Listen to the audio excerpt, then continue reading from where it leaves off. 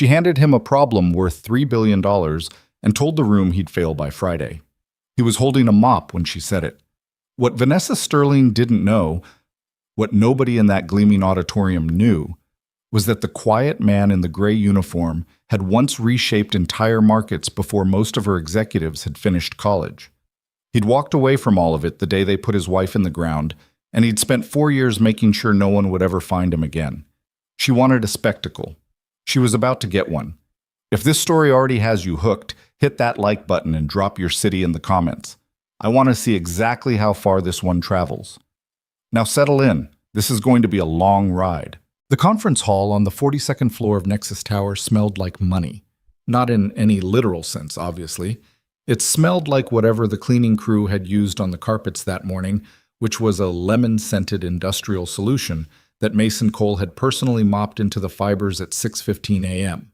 But the people who packed the rows of white chairs by 9 o'clock brought something with them that changed the atmosphere entirely. It was the particular tension of ambitious people gathered in one room, all of them performing a version of themselves they'd spent years rehearsing. Mason noticed it the way he noticed most things these days, quietly, from the edges. He was stationed near the east wall, beside a service cart loaded with replacement water pitchers and folded cloth napkins, close enough to respond if anything needed attention, but far enough back that no one would look directly at him. That was the trick of it. You positioned yourself in the blind spots. People like the ones filling those chairs had a remarkable ability to simply not see certain other people, and Mason had come to find that useful rather than insulting. The hall itself was impressive. He'd grant Nexus Technologies that much. Floor-to-ceiling glass on the south wall overlooked the Chicago skyline at its most arrogant. Lake Michigan catching the October light in the distance, the city's architecture stacked up between the water and the horizon like some kind of argument about human ambition. Inside, the room had been arranged with the kind of precision that took an entire events team 2 days to execute. Mason knew because he'd watched them do it. Circular tables of 10 in the main body, a raised stage at the front, projection screens wide enough to swallow a small house, recessed lighting calibrated to make everyone look slightly more important than they actually were. The banner above the stage read, Nexus Innovation Summit, Building the Future Today. He'd read it 14 times that morning. The font choice was aggressive. By the time the keynote was scheduled to begin, there were roughly 200 people in the room.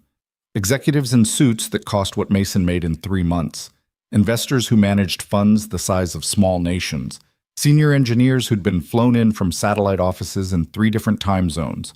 A handful of journalists from business publications that Mason recognized by name. He'd been cited in 2 of them once, a long time ago, under a different version of himself. He didn't think about that. He refilled a water pitcher near table 7 and stepped back to the wall.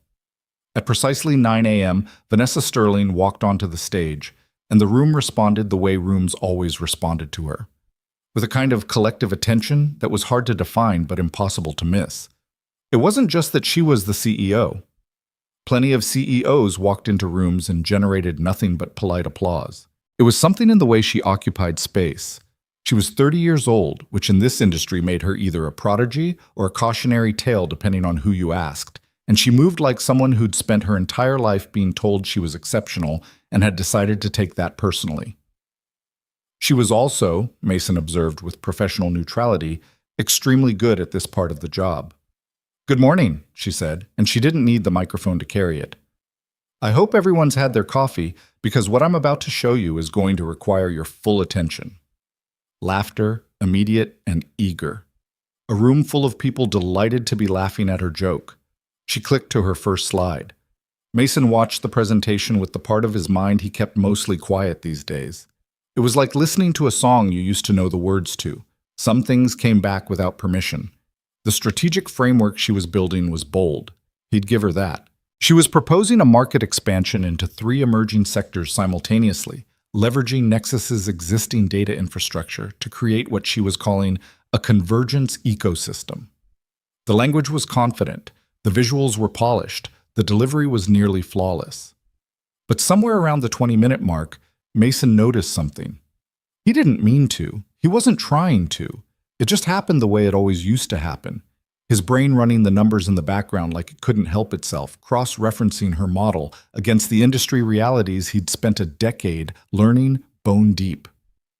And there it was, sitting in the middle of her Phase 2 projection like a crack in a load-bearing wall. He looked at it for a while, thought about it, tried to let it go. He couldn't. The assumption she was building her entire third-quarter growth curve on, the one that projected a 42% capture rate in the secondary markets based on her platform's current integration capacity, it didn't account for a regulatory shift that had been working its way through the federal pipeline for the better part of 8 months. Not a proposal anymore. It had cleared committee in September. He'd read about it in a trade journal he still subscribed to out of habit, sitting at his kitchen table after his daughter fell asleep, the magazine folded open beside a cold cup of coffee. If that regulation finalized, and it was going to finalize, the language was nearly done, her Phase 2 timeline collapsed. Not completely, but significantly. Enough to affect the investor projection she was presenting as fact. Enough to matter. He stood at the east wall and debated with himself for about 4 minutes. He should stay quiet. That was the obvious answer. He was the maintenance staff. He was here to refill water and replace napkins and make sure no one noticed him existing. He had built his entire life in the last 4 years around the concept of not being noticed, not inserting himself, not caring about things that weren't his daughter and his rent and the slow, manageable passage of days. He looked at the slide again. 42%. He raised his hand. Nobody saw it. He was against the wall in the service area. So he stepped forward just slightly, enough to clear the edge of the nearest table, and he raised it again. One of the event coordinators noticed first, a young woman with a tablet who had the expression of someone who'd been tasked with ensuring nothing unusual happened and was now watching something unusual happen. She stared at him. He kept his hand up. The presenter's assistant noticed next. She leaned toward the stage. Vanessa Sterling was mid-sentence when she stopped. She looked in his direction with the expression of someone who had been interrupted by something they couldn't immediately categorize. Her eyes tracked from the coordinator to Mason, taking in the gray uniform, the service cart, the water pitcher still sitting on the edge of table 7. "Yes," she said. The word was careful, professionally neutral, not rude yet. "I'm sorry to interrupt," Mason said. He had a quiet voice by nature. He'd never been someone who performed volume, but in the sudden hush of the room, it carried without effort. "I noticed something in your Phase 2 projection that I think might be worth looking at." The silence that followed was the specific kind that happens when a room of people is collectively unsure whether to be amused or appalled. Vanessa Sterling looked at him for a long moment. Then she looked at the coordinator with an expression that asked a question the coordinator clearly couldn't answer. Then she looked back at him. She paused. "You work here?" "Facilities," he said. A sound moved through the room. Not quite laughter. Not quite anything else.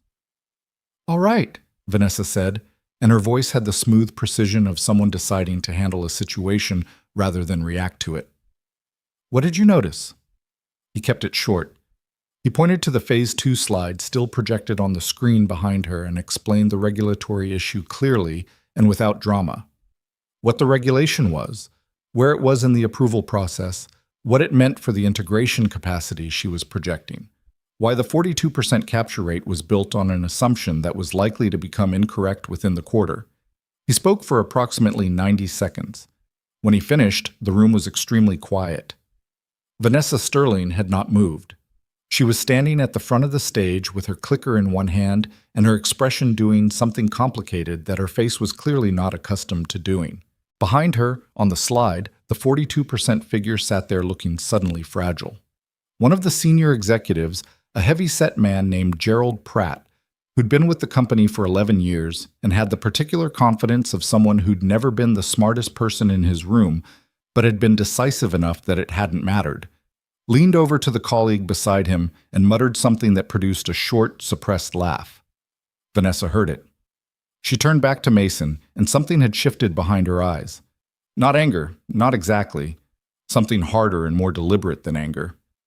"That's an interesting observation," she said, "from a maintenance worker." "It's just a regulatory flag," Mason said. "The rest of the framework is solid."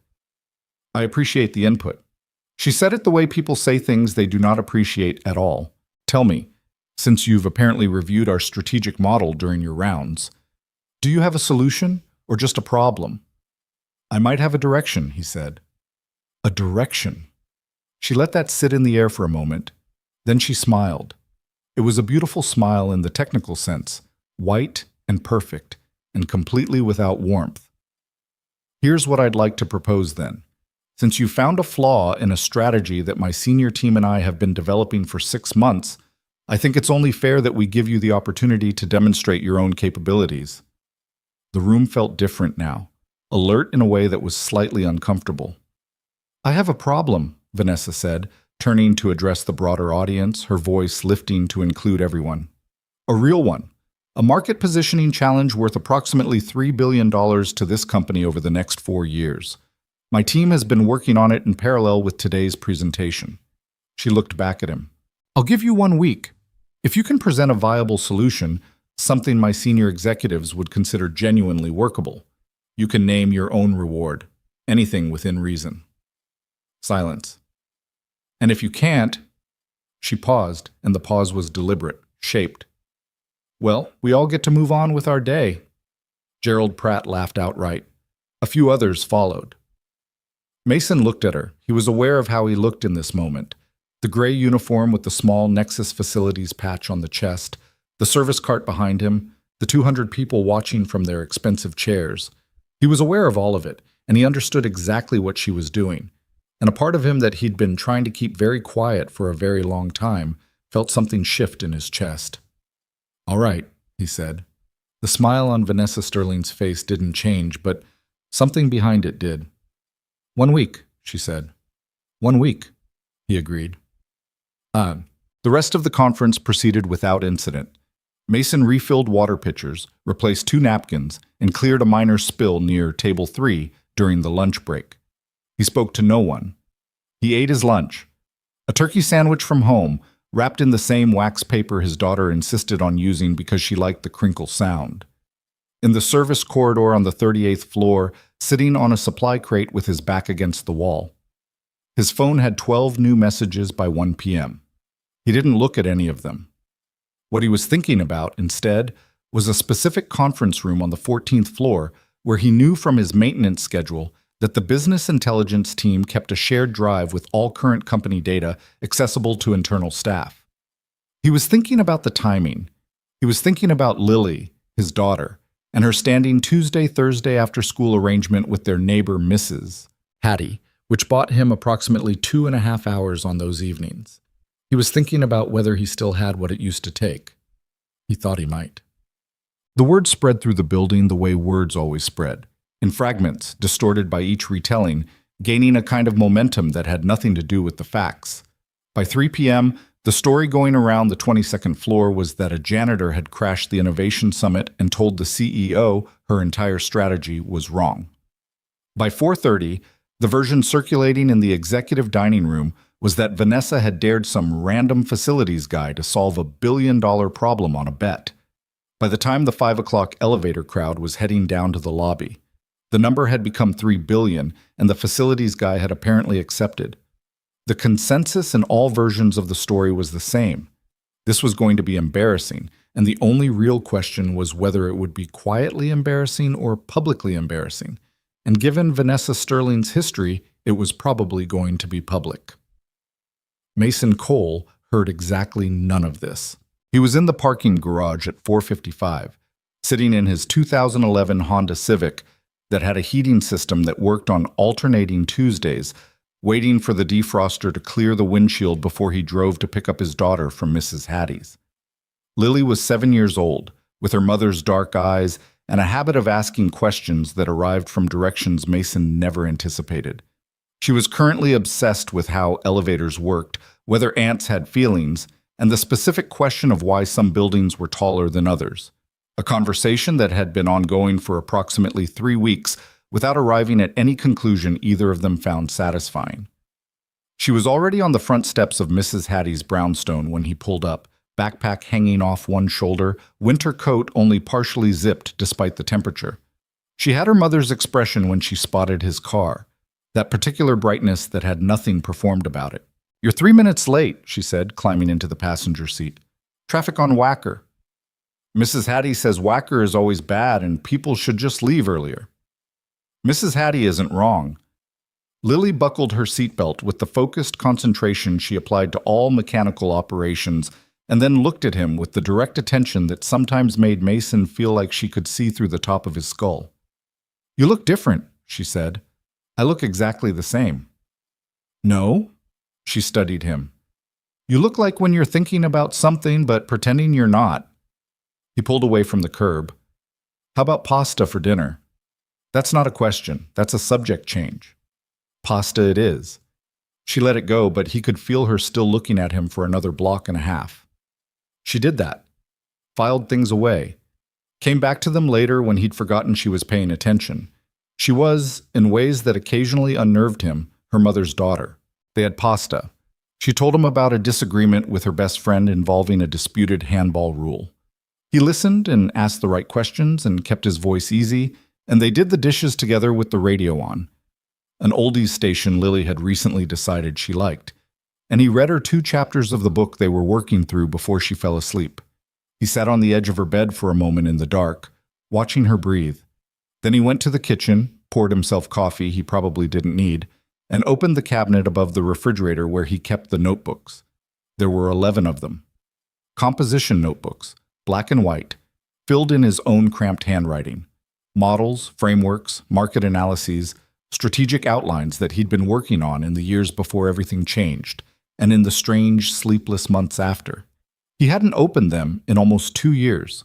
The top one had a ring-shaped coffee stain on the cover that he remembered making at 4 in the morning during a particularly bad week, 3 months after the funeral. He sat down at the kitchen table, pushed his coffee to the side, and opened the top notebook. The handwriting looked like someone else's at first. The person who'd written these pages had existed at a different speed, in a different world, operating at a register Mason had deliberately walked away from. He turned pages slowly. An hour passed. Then another. Outside, the city did its nighttime thing. The distant sound of traffic, the occasional horn, the low hum of Chicago being Chicago at 11 p.m. on an October Tuesday. The overhead light in the kitchen made the whole room amber and small and quiet. Mason turned another page, read something he'd written 4 years ago, and reached for a pen. But he knew the company's problem, obviously. Everyone who worked at Nexus in any capacity knew about the Meridian account. The $3 billion market positioning challenge that had been the elephant in every boardroom for the past year. It wasn't a secret, it was just unsolved. The company was trying to establish dominant presence in 3 adjacent sectors simultaneously, and the conventional strategy of sequential market entry would cost them the timing advantage. Move too fast, and the resource allocation model collapsed. Move too slow, and the competition took the position. Vanessa Sterling's team had been running up against this for 6 months and hadn't found a threading point.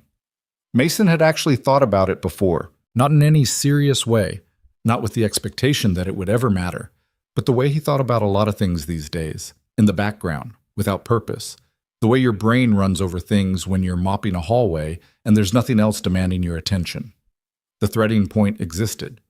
He was fairly sure of it, but being fairly sure and actually building it into something presentable, something rigorous enough to stand up in front of a room of senior executives and survive the contact, that was different. That was the kind of work he hadn't done in 4 years, the kind that required him to pull something out of himself he'd gotten very comfortable leaving alone. He made himself a second cup of coffee he definitely didn't need, and kept working. At some point around 1 a.m., Lily appeared in the kitchen doorway in her pajamas, hair sideways from sleep, squinting against the light. "Why are you up?" she said. It wasn't quite a question. "Couldn't sleep. Go back to bed." She looked at the notebook spread across the table, looked at him. "Are those your math books?" She'd found them once, years ago, when she was 4. He'd told her they were his math books. She'd accepted this and never asked again. "Yeah," he said. "You're doing math at nighttime?" "Go back to bed, Lil." She considered this for a moment, apparently decided it was not worth engaging further at 1 a.m., and disappeared back down the hall. He heard her door close. He looked at the notebooks.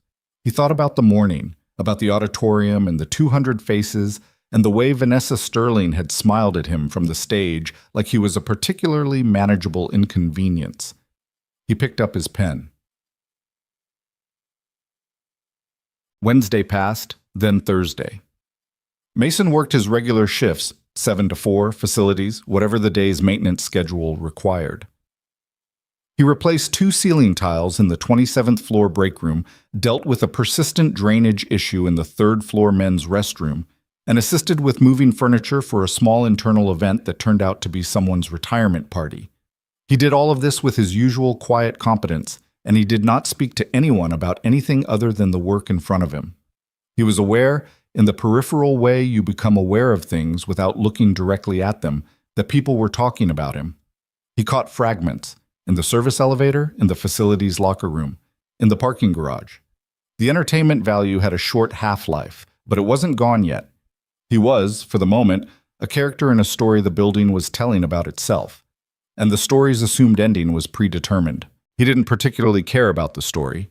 He cared about the notebooks. On Thursday night, he made a discovery. He'd been working through the resource allocation model, the thorniest part, the place where every previous analysis had gotten stuck, when something clicked into place between 2 frameworks he'd developed in entirely different contexts, years apart, a bridge he hadn't seen before.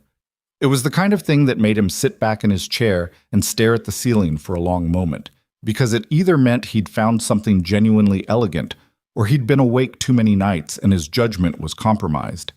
He walked through it 3 times from different directions. It held every time. He wrote it down carefully, checking each step, and when he was done, he sat at the kitchen table at 11:45 p.m. with the coffee going cold beside him, and he thought about what it meant. It meant the threading point was real, and the solution, if it worked, was better than what Vanessa's team had been building toward. Not just a correction, something different, something that opened up a possibility her model hadn't considered. He thought about his wife, briefly, the way he sometimes did in quiet moments. Sarah had always been the one who could see around the corner of his analytical mind, who could tell when he was close to something and when he was fooling himself. She'd had an instinct for honesty that had been both useful and occasionally very uncomfortable. What would she say right now, he thought. He had a pretty good idea. He pulled the notebook closer and kept working. Well, Vanessa Sterling found out on Friday. She hadn't been tracking the maintenance worker actively. She'd said her piece, the terms were established, and whatever happened next was going to happen without her needing to manage it. She'd been prepared, if she was honest, to have largely forgotten about it by the end of the week. These things happened. Someone got mouthy at a conference, you called their bluff, they disappeared back into the woodwork. Standard. What was not standard was Kyle Redmond, her director of business intelligence, appearing in her office doorway at 11 a.m. Friday morning with an expression she'd never seen on his face before. Kyle had one of those faces that was naturally difficult to read. Good poker face, she'd always thought, which was partly why she'd hired him. But this was something else. He looked like someone who'd found an anomaly in a data set and didn't know what to do about it. "What?" she said, without looking up from her laptop. "I need to show you something." He put his tablet on her desk. She looked at it. It was an access log from the BI team's shared internal drive, the one that was accessible to all Nexus staff. The log showed access records from the past 72 hours. Most of it was routine, but there was one user ID that appeared repeatedly. Every evening between approximately 9 p.m. and midnight, pulling reports and data sets from across 3 different departments. The user ID was M. Cole. Facilities. She looked at the list of what he'd accessed. Market data from the 4th quarter projections. The Meridian account analysis files. 2 years of sector performance metrics. The regulatory pipeline tracking documents that the legal team maintained. She looked at the list for a long moment. "He's been accessing this every night this week?" she said. "Every night since Tuesday." Kyle paused. "Nothing he accessed is restricted. He's a current employee, so he has internal network access. It's all technically within policy." "I'm not asking about policy." She set the tablet down. "What was he doing?" "I genuinely don't know," Kyle said. "But the pattern of access, the sequence, the data sets he was pulling, it's not random. Someone who knew exactly what they were looking for would pull those specific files in roughly that order." Vanessa sat back in her chair. She thought about Tuesday morning. The auditorium, the gray uniform, the voice that had been quiet and completely certain, the 90 seconds of analysis that had stopped her mid-presentation and temporarily made Gerald Pratt laugh. She thought about the regulatory flag he'd mentioned, the one that was correct. She'd checked, after the conference, after the room had cleared and she was alone on the stage with her clicker and her slightly rearranged understanding of her own Phase 2 timeline. He'd been right. It was exactly what he'd described, and it was going to matter. "Pull his HR file," she said. Kyle nodded and left. She turned back to her window. 42nd floor, Chicago skyline, Lake Michigan in the distance. The kind of view she'd worked her entire adult life to earn and had largely stopped seeing. Mason Cole. Facilities. She thought about what kind of person looked at a $3 billion strategic problem and spent every night of their work week pulling data sets in a specific analytical sequence. The HR file arrived by email 20 minutes later. She opened it. Mason Cole, age 32. Facilities maintenance, Nexus Technologies, current tenure 4 years, previous employment history listed as consulting and strategic advisory with a firm name she didn't immediately recognize. Education, MBA, University of Chicago Booth School of Business. Prior to that, an economics degree from Northwestern. She frowned. That was unusual but not extraordinary.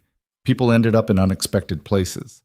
But it was the previous employer that made her pause. The consulting firm name was listed as one she didn't know, which meant nothing, but beside it was a note from HR's verification process. In the verification field, someone had written, "Unable to verify. Firm dissolved." She typed the firm name into her search engine. It took her 3 minutes and 2 different searches to understand what she was looking at.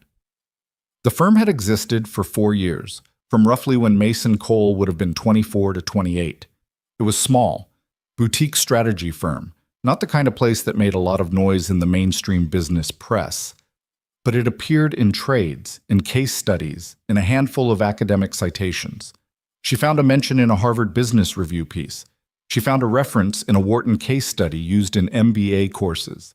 And she found a name attached to 2 journal articles, one published conference paper, and a profile in a finance publication from 7 years ago. A name that had been, for a brief and apparently very specific window of time, considered one of the more interesting analytical minds in the sector. She sat at her desk for a long time after that. The skyline did nothing helpful. The lake was just water. She thought about Tuesday morning again and the maintenance worker who'd raised his hand from the edge of the room and the way he'd said I might have a direction with no particular ego in it, like he was offering information rather than making a claim. She thought about what kind of person walks away from that kind of career and goes and mops floors. She didn't have an answer, but the question felt different than she'd expected it to feel. Saturday. Mason took Lily to the farmer's market on Milwaukee Avenue the way he did most Saturdays when the weather allowed, which was getting harder to justify as November approached. She wore the orange hat with the ear flaps that she had decided was non-negotiable this season, and spent 45 minutes debating the merits of 2 different varieties of apple with the patient vendor at the Clearwater Farm stall. They bought the apples. They bought honey. They bought kettle corn from the man who'd been at the same corner every Saturday for apparently 12 years and gave Lily an extra scoop because she had, over the course of several months, become his favorite customer through the application of consistent manners and genuine enthusiasm for popcorn. Walking back to the car with Lily's hand in his, and the canvas bags heavy over his shoulder, Mason felt the particular kind of okay that sometimes arrived without warning on Saturday mornings. A functional peace, not the deep contentment he'd once taken for granted, but something real, something that had weight to it. "Are you going to do math tonight?" Lily asked. "Probably." "How much longer?" He thought about the timeline. 3 more days, Monday presentation. A few more nights. She considered this with the gravity she gave all relevant information. "Okay," she said finally. "Can we have French toast for dinner?" "Yeah." "With the powdered sugar?" "Sure." "Okay." She seemed satisfied. She went back to eating her kettle corn. After a moment, "Dad?" "Yeah." "You seem like yourself again." He looked down at her. She was looking straight ahead, tracking a pigeon that had developed an interest in her popcorn. "What do you mean?" he said carefully. She shrugged. A 7-year-old shrug, complicated in its simplicity. "Like the you from before. But okay." She thought about it. Like a you that is you, but also it's fine. He didn't have a response to that. He walked another half block thinking about it. "Yeah," he said eventually. "Maybe." She nodded like this was sufficient, and they walked the rest of the way to the car. On Sunday night.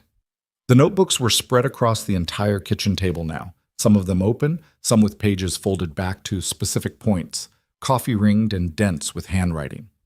He'd built out the full model over the course of the week, not just the strategic framework, but the data analysis, the projections, the risk modeling, the implementation timeline. He was working from memory and from the BI Drive data and from 5 years of experience that had never actually left him, just gone underground. He sat back and looked at what he'd made. It was good. He knew it was good, not from ego, but from familiarity.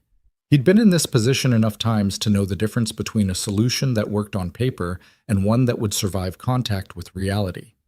The threading point was real. The model was sound. The implementation path was harder than the conventional approach in year 1, but significantly better in years 2 through 4. And the risk distribution was different in ways that Vanessa's team hadn't considered because they'd been working from inside the problem for too long. He would need to present it clearly, without jargon, without performance, without letting the room's energy distract him. He'd done this kind of thing 200 times, give or take, in a previous life. He thought about that life for a while, sitting at the kitchen table with the notebooks around him and Chicago quiet outside the window. The life he'd walked away from. The version of himself that had known conference rooms and investor calls, and the specific electricity of an idea landing in a room of people who understood it immediately. He didn't miss that life exactly, but he understood now, in a way he hadn't earlier in the week, that he hadn't actually left it behind. You couldn't leave behind a thing that was built into the way your brain worked. You could just choose not to use it. He'd chosen. For 4 years, he'd chosen. He thought about Lily saying like a you that is you, but also it's fine, and something in his chest did something complicated that he didn't entirely have words for. He closed the top notebook and stacked them carefully, all 11 of them, in a neat pile on the corner of the table. He'd transfer what he needed to a proper presentation format tomorrow morning before his shift. He went to bed at midnight. He slept better than he had in weeks. Monday arrived the way important days usually do, looking exactly like every other day until you were already inside it.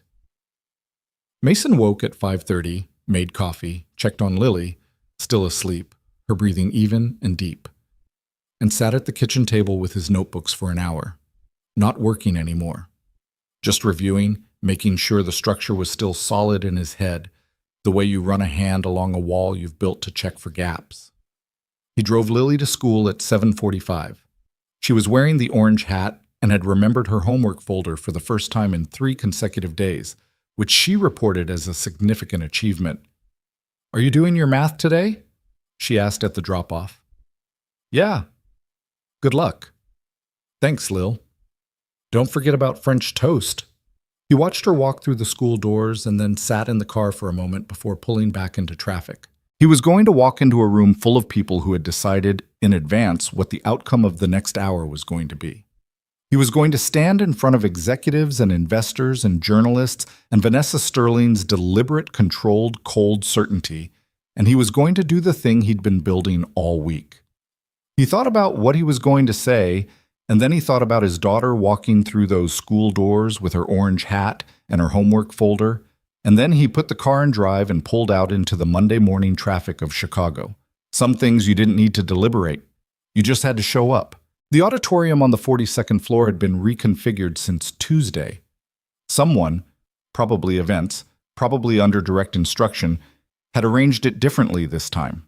No circular tables of 10. Instead, a theater setup, rows facing the stage, which meant the audience couldn't talk to each other as easily, which meant the energy would consolidate rather than scatter. Mason noticed this when he walked in at 8:50 a.m. and understood immediately that it had been a deliberate choice. Vanessa Sterling did not make unconsidered choices about room configuration. There were more people than he'd expected. The original conference had been roughly 200. This was closer to 250, and the quality of the attention in the room was different, sharper, the way attention gets when people have come to watch something specific rather than be informed about something general. He recognized the journalists from the previous week. He recognized Gerald Pratt in the third row, arms crossed, with the expression of a man who had a strong prior and was prepared to enjoy being right. He was still in his facility's uniform. He'd thought about that, whether to change into something else, and then decided against it. Changing clothes would have felt like a performance, and the whole point was that he wasn't performing. He walked to the stage. The room got quiet fast. He set his notebook, one notebook, the cleanest of the 11, with the full model transferred into it in clear handwriting the night before. On the podium. He didn't have slides. He'd thought about slides, but slides required access to company presentation systems he didn't have. And more importantly, he'd given some of the best presentations of his former career with nothing but a whiteboard and his own ability to make a room follow his thinking. There was a whiteboard to his left. He'd asked for it Friday morning, quietly, through the facility's request system, and it had appeared without comment. He looked out at the room, Gerald Pratt in the third row, a cluster of investors near the right aisle, Kyle Redman from Business Intelligence sitting toward the back with his tablet and his unreadable face, and Vanessa Sterling in the front row, center, with her legs crossed and her expression professionally neutral, and her eyes doing the thing he'd noticed they did when she was paying close attention, a kind of stillness that looked like patience but was actually its opposite. He thought, all right then. The Meridian problem has 3 layers, he said, without preamble. Most of the analysis I've seen, and I've read everything available internally, which I'll acknowledge up front, treats it as a resource allocation problem. That's the wrong frame. That's why it's been stuck. A sound moved through the room, not quite a laugh, not quite not a laugh. He went to the whiteboard and started writing. He spoke for 47 minutes. He knew it was 47 minutes because he'd clocked himself 3 times over the weekend because he had a strict internal rule from his former life that no strategic presentation should exceed 50 minutes without a break. And the Meridian problem solution was dense enough that he'd been worried about running over. He didn't run over. What he presented was, at its core, a reframing. The conventional analysis treated simultaneous market entry as a resource problem. You only had so much capital and bandwidth. You had to make choices about sequencing. Mason's model treated it instead as an information asymmetry problem. The 3 sectors Nexus wanted to enter weren't competing for the same resources. They were competing for the same timing window, and the way to thread that window wasn't to spread resources across all 3, but to use the first sector as a deliberate intelligence operation. Move there first, not to win that sector initially, but to generate the market data that would tell you exactly how to enter the other 2. It was counterintuitive enough that the first 10 minutes of his presentation were spent just building the frame carefully, making sure the room was on the right conceptual ground before he started constructing the model on top of it. He watched faces during those 10 minutes. He'd always been able to read a room that way.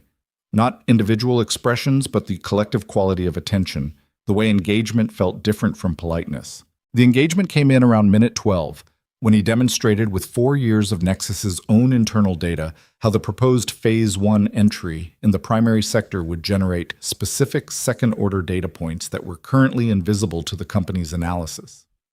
He could feel the shift in the room when it happened, the moment people stopped watching him skeptically and started actually following the logic. Gerald Pratt uncrossed his arms at minute 18. Mason noticed. He didn't react. He built the model in layers, the way he'd always built complex arguments. Foundation first, then structure, then the implications that only became visible once you were standing on the structure looking outward. He used the whiteboard constantly, drawing connective lines between concepts, numbers, timelines.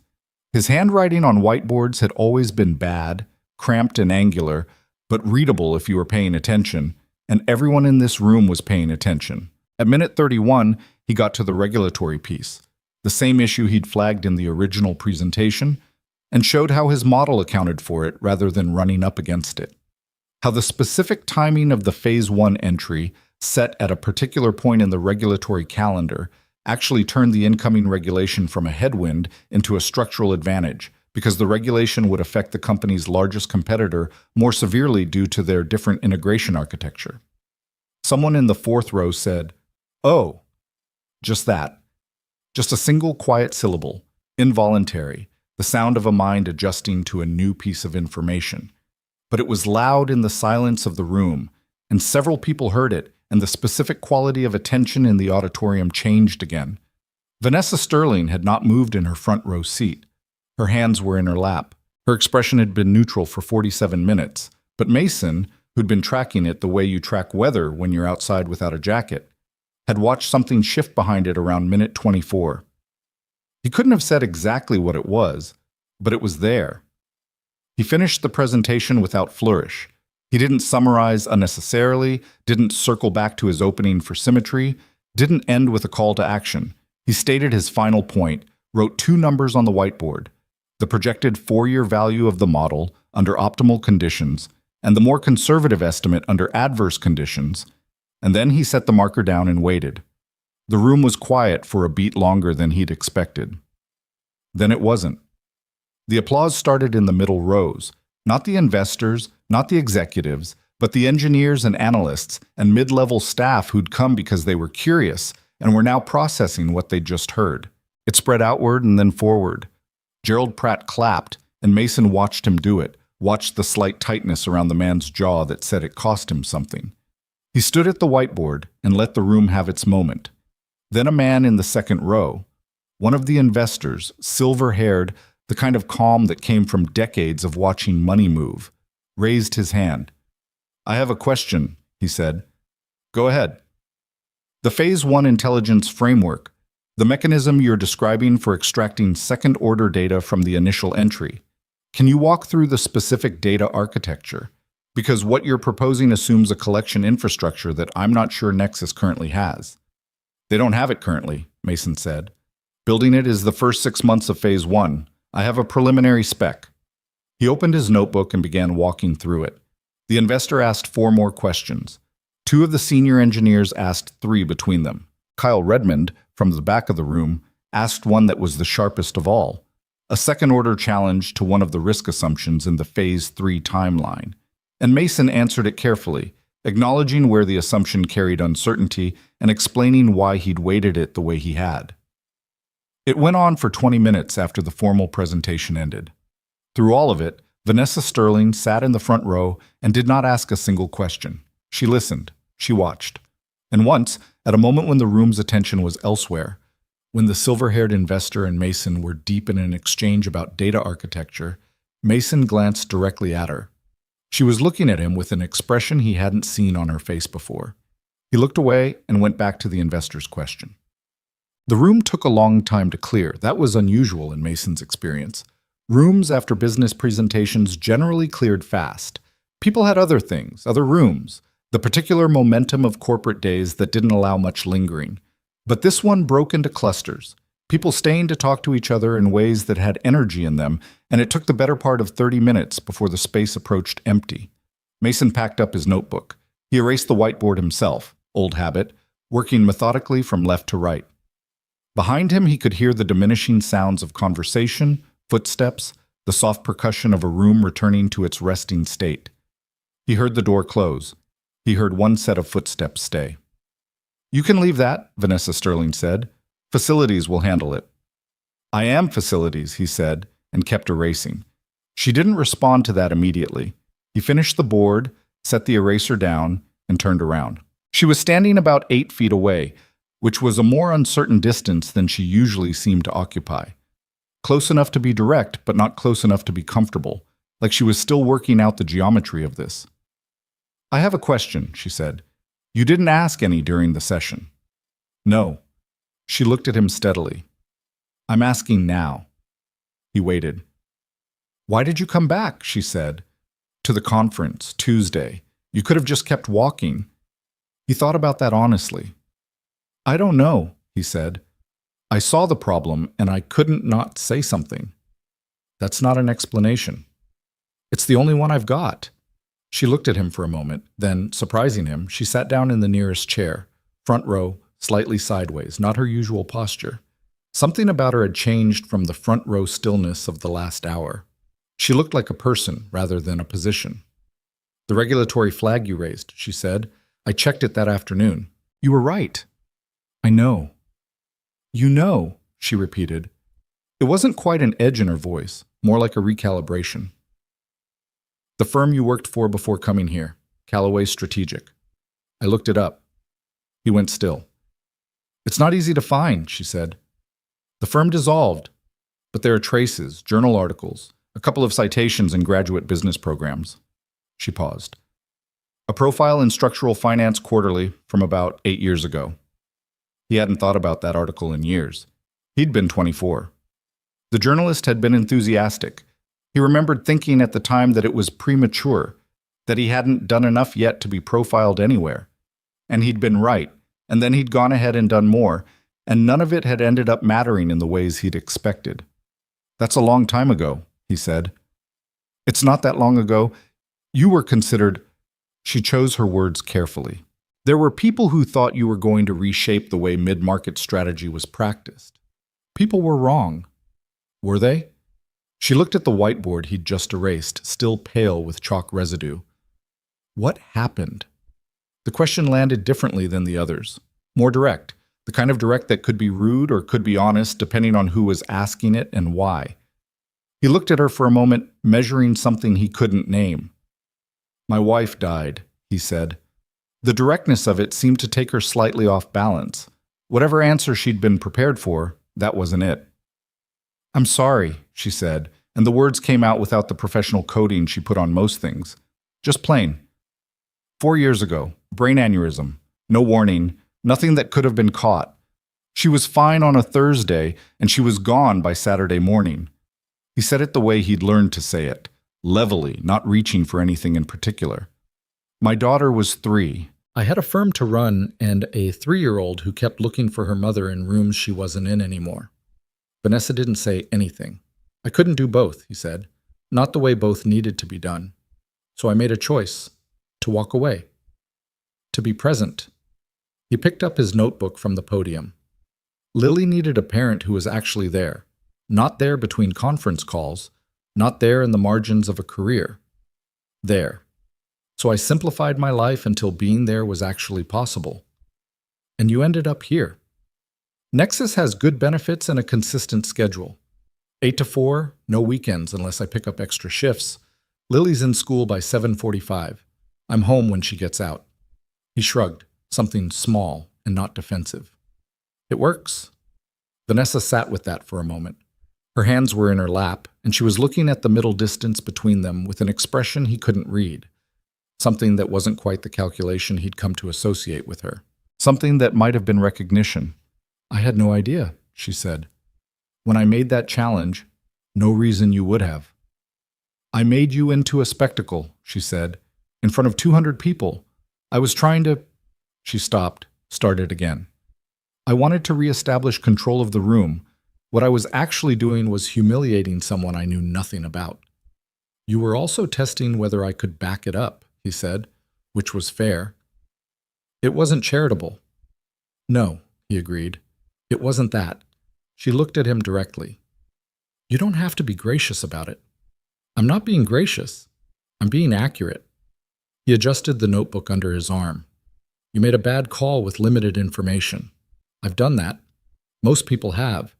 The difference is whether you do something with it afterward." A pause. Something moved across her face. "You said you could name your own reward," she said.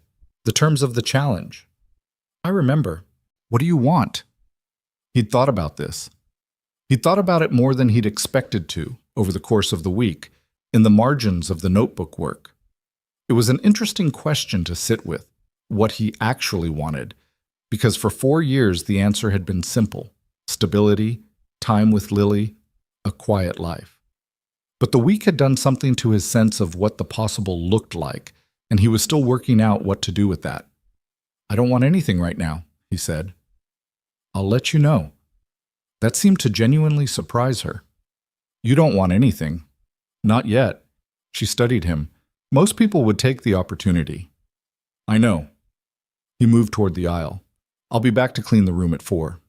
He left her sitting in the front row of the empty auditorium, with the whiteboard still faintly pale behind the stage, and the city doing its patient thing beyond the floor-to-ceiling glass. The building had reached its own conclusions by the time Mason got back to the facility's locker room. He knew this because Dominic was waiting for him. Dominic Reyes ran the facilities team at Nexus, had for 9 years a compact, serious man in his mid-50s who communicated mostly in monosyllables and managed his staff with the kind of steady, fair hand that people only noticed when it was gone.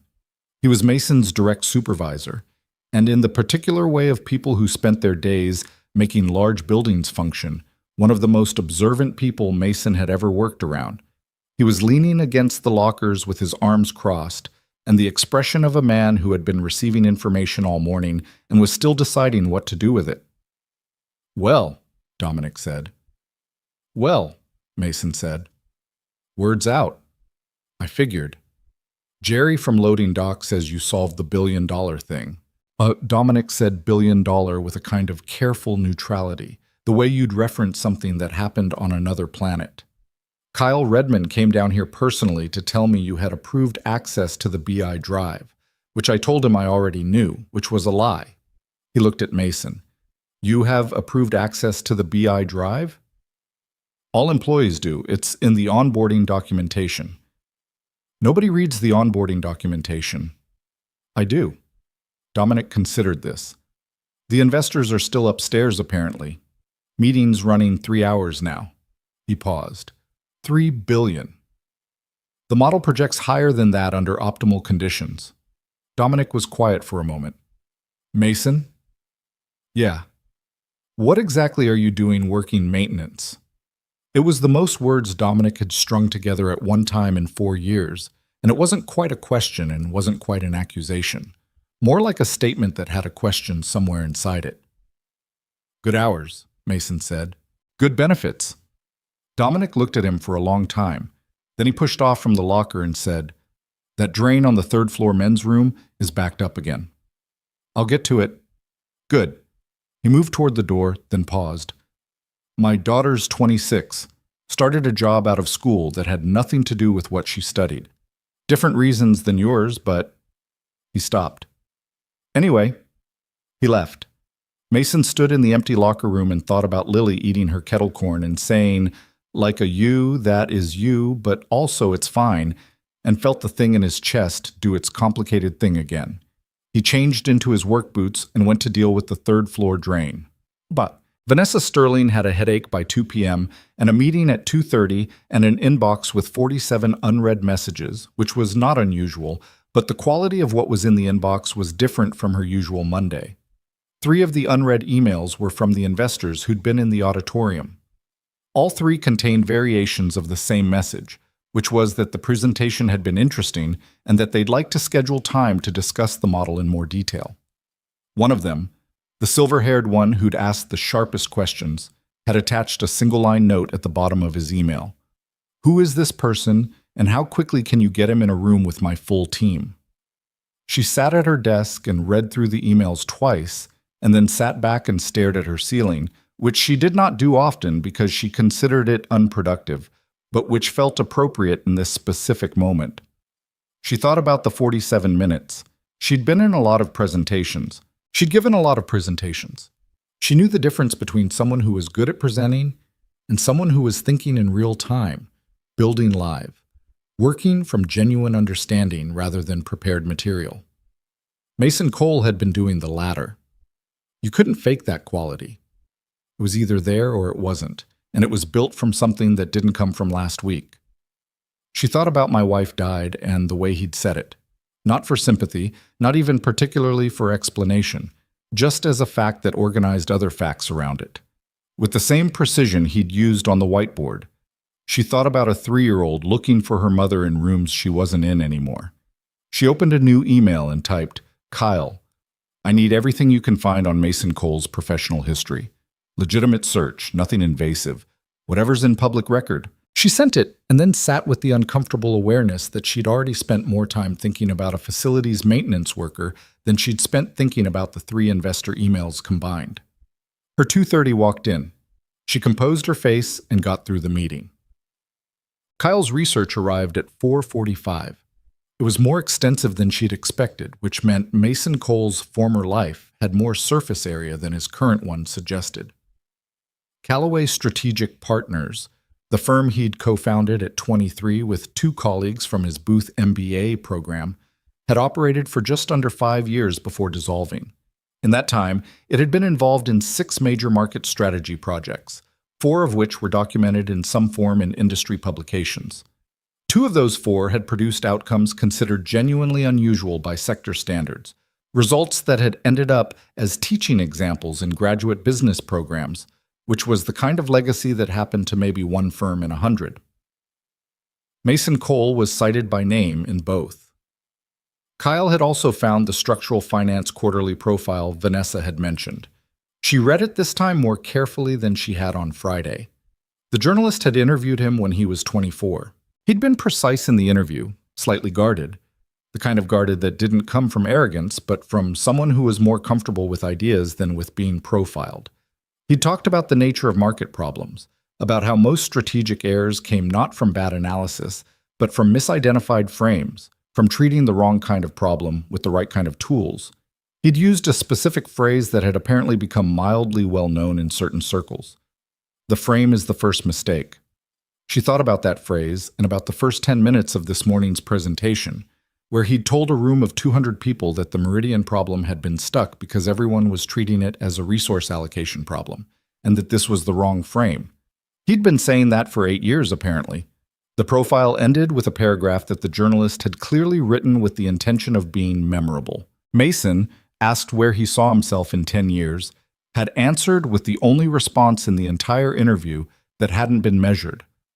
I want to do something that matters beyond the numbers. I'm still figuring out what that is. The article was dated 18 months before his wife died. Vanessa read that paragraph twice. Then she closed the file and sat at her desk as the late afternoon light moved across the Chicago skyline and did something she almost never did in the middle of a workday. She sat quietly and didn't do anything at all. The 47th unread email was still there. The investors were still waiting. The 2:30 meeting had generated 4 follow-up tasks. The company had 260 employees who depended on the decisions she made in this office, and the Meridian account was still unsolved in any official capacity. And tomorrow morning there would be more of the same. All of that was true. Also true. She had spent the entire weekend preparing herself for a maintenance worker to fail in front of a full room, and instead she had watched him stand at a whiteboard in a gray facilities uniform and make 3 senior engineers and 2 major investors lean forward in their chairs, and she still didn't entirely know what to do with that. She thought about her parents, her mother, who'd built a distribution company from 12 employees to 400, her father, who'd restructured an entire manufacturing division by the time he was 35. The dinner table conversations of her childhood, which had been strategy sessions and case studies and assessments of other people's decisions. The report cards that had been reviewed the way earnings reports were reviewed. The college application that her father had edited 3 times. The MBA that had been assumed since she was 15. She'd never once questioned whether this life was chosen. She'd been very successful. She knew she was very good at what she did. She knew her parents were proud, in the way that people who express pride primarily through expectation could be proud. She thought about Mason Cole choosing his daughter over everything he'd built and walking away from it without apparent regret. She thought, what does that feel like? She'd never known how to ask that kind of question without it feeling like weakness, and she still didn't, not entirely. But sitting in her office at 4:55 on a Monday evening with the light going orange over the lake, she was aware that the question was there in a way it hadn't been this morning. She picked up her phone and called her assistant. Cancel my 5 o'clock, she said. The Hargrove call? Reschedule it. She paused. And send an email to Mason Cole, Facilities, his company email, asking if he's available for a meeting this week. Tell him I'll work around his schedule. A brief silence on the other end. His schedule. That's what I said. She hung up and looked out at the city. Somewhere in this building, in the facilities locker room, or the third-floor corridor, or wherever the day had taken him, the man who'd built something remarkable and then quietly walked away from it was finishing his shift. He'd go home to his daughter. He'd make dinner. He'd probably sit at a kitchen table somewhere and not think about the auditorium at all, because that wasn't what his life was organized around. She thought, he said he'd let me know what he wants. She thought, I wonder if he knows yet. She turned back to her desk and opened the 47th email. The email arrived in Mason's company inbox at 5:12 p.m., 4 minutes before he clocked out. He read it standing in the facilities locker room with his jacket half on, phone in one hand, work boots still laced. His company email address was something he checked approximately once a week, usually for maintenance schedule updates and the occasional HR reminder about mandatory training modules. He'd never received a message from the CEO's office before. The email was brief, professionally written, which he'd expected. What he hadn't expected was the last line. Ms. Sterling says she'll work around your schedule. He read that line twice. Then he put his phone in his pocket, finished putting his jacket on, and drove to pick up Lily. He didn't respond to the email that night. He made French toast. He'd promised, and he kept promises about French toast. And he listened to Lily explain a complicated social situation involving a disagreement about who had won a drawing contest, which apparently had no correct answer but required extensive discussion regardless. He washed the dishes. He read to her. He sat at the edge of her bed in the dark. He thought about she'll work around your schedule and what it meant that those 5 words felt more disorienting than the entire auditorium full of applause. He responded Wednesday morning from the parking garage before his shift, brief and direct. Thursday at noon works if that's available. Wherever is convenient for you. Her assistant replied within 8 minutes with a conference room number on the 38th floor. Man, he'd been in that conference room before. Not as a participant, as the person who'd replaced the whiteboard markers and restocked the refreshment station at 7 a.m. the previous February. It was a mid-sized room, 8 chairs around an oval table, a window that looked north rather than south, which meant it got good afternoon light without the drama of the lake view. The kind of room designed for actual work rather than impression management. Vanessa was already there when he arrived. That surprised him. He'd expected to wait. She was at the table with a legal pad and a coffee that looked like it had been there for a while, and she was reading something on her phone that she put away when he walked in. She was dressed the way she always dressed, precisely, expensively, nothing excessive, but without the particular performance quality she carried into large rooms. This was closer to how she'd been in the auditorium after everyone else had left. "Thanks for coming," she said. "I work here," he said, and sat down across from her. The corner of her mouth moved. "I wanted to talk about what comes next, with the Meridian model. All right? The investors want a follow-up meeting. Harrison Vance, the one who asked about the data architecture, he manages a fund that holds a significant stake in 3 of our competitor firms. Having him interested in our model rather than theirs is not a small thing." She paused. "He asked specifically about you. What did you tell him?" "That you were a key contributor to the analysis." She met his eyes. "Which is accurate, if incomplete." "It's accurate enough." "He's going to want to meet you." "I figured." She looked at him with the stillness that he'd come to understand was her version of working something out. "You don't seem bothered by that." "I'm not." He thought about it. "I was bothered by it for a long time.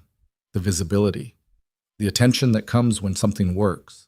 I spent 4 years specifically avoiding it." He set his hands on the table. "I think I'm less bothered now." "What changed?" "The week, maybe. Doing the work again." He shrugged. "I don't know. Lily said something." She waited. "She said I seemed like myself again, but okay." He smiled slightly, and it was the kind of smile that had something honest in it, not performed. "She's 7. She's not subtle." Vanessa looked at him for a moment. "She sounds like someone worth listening to." "She's the smartest person I know. Don't tell her that, she'll use it." Something happened in Vanessa's face that wasn't quite a smile, but was in that neighborhood. Unguarded, brief, the expression of someone who'd found something unexpectedly genuine and didn't entirely know what to do with it. She looked back at her legal pad. "I want to propose something," she said, "and I want you to hear it completely before you respond." "Go ahead." "I want to bring you in as a formal consultant on the Meridian implementation, paid. Your rate, within reason.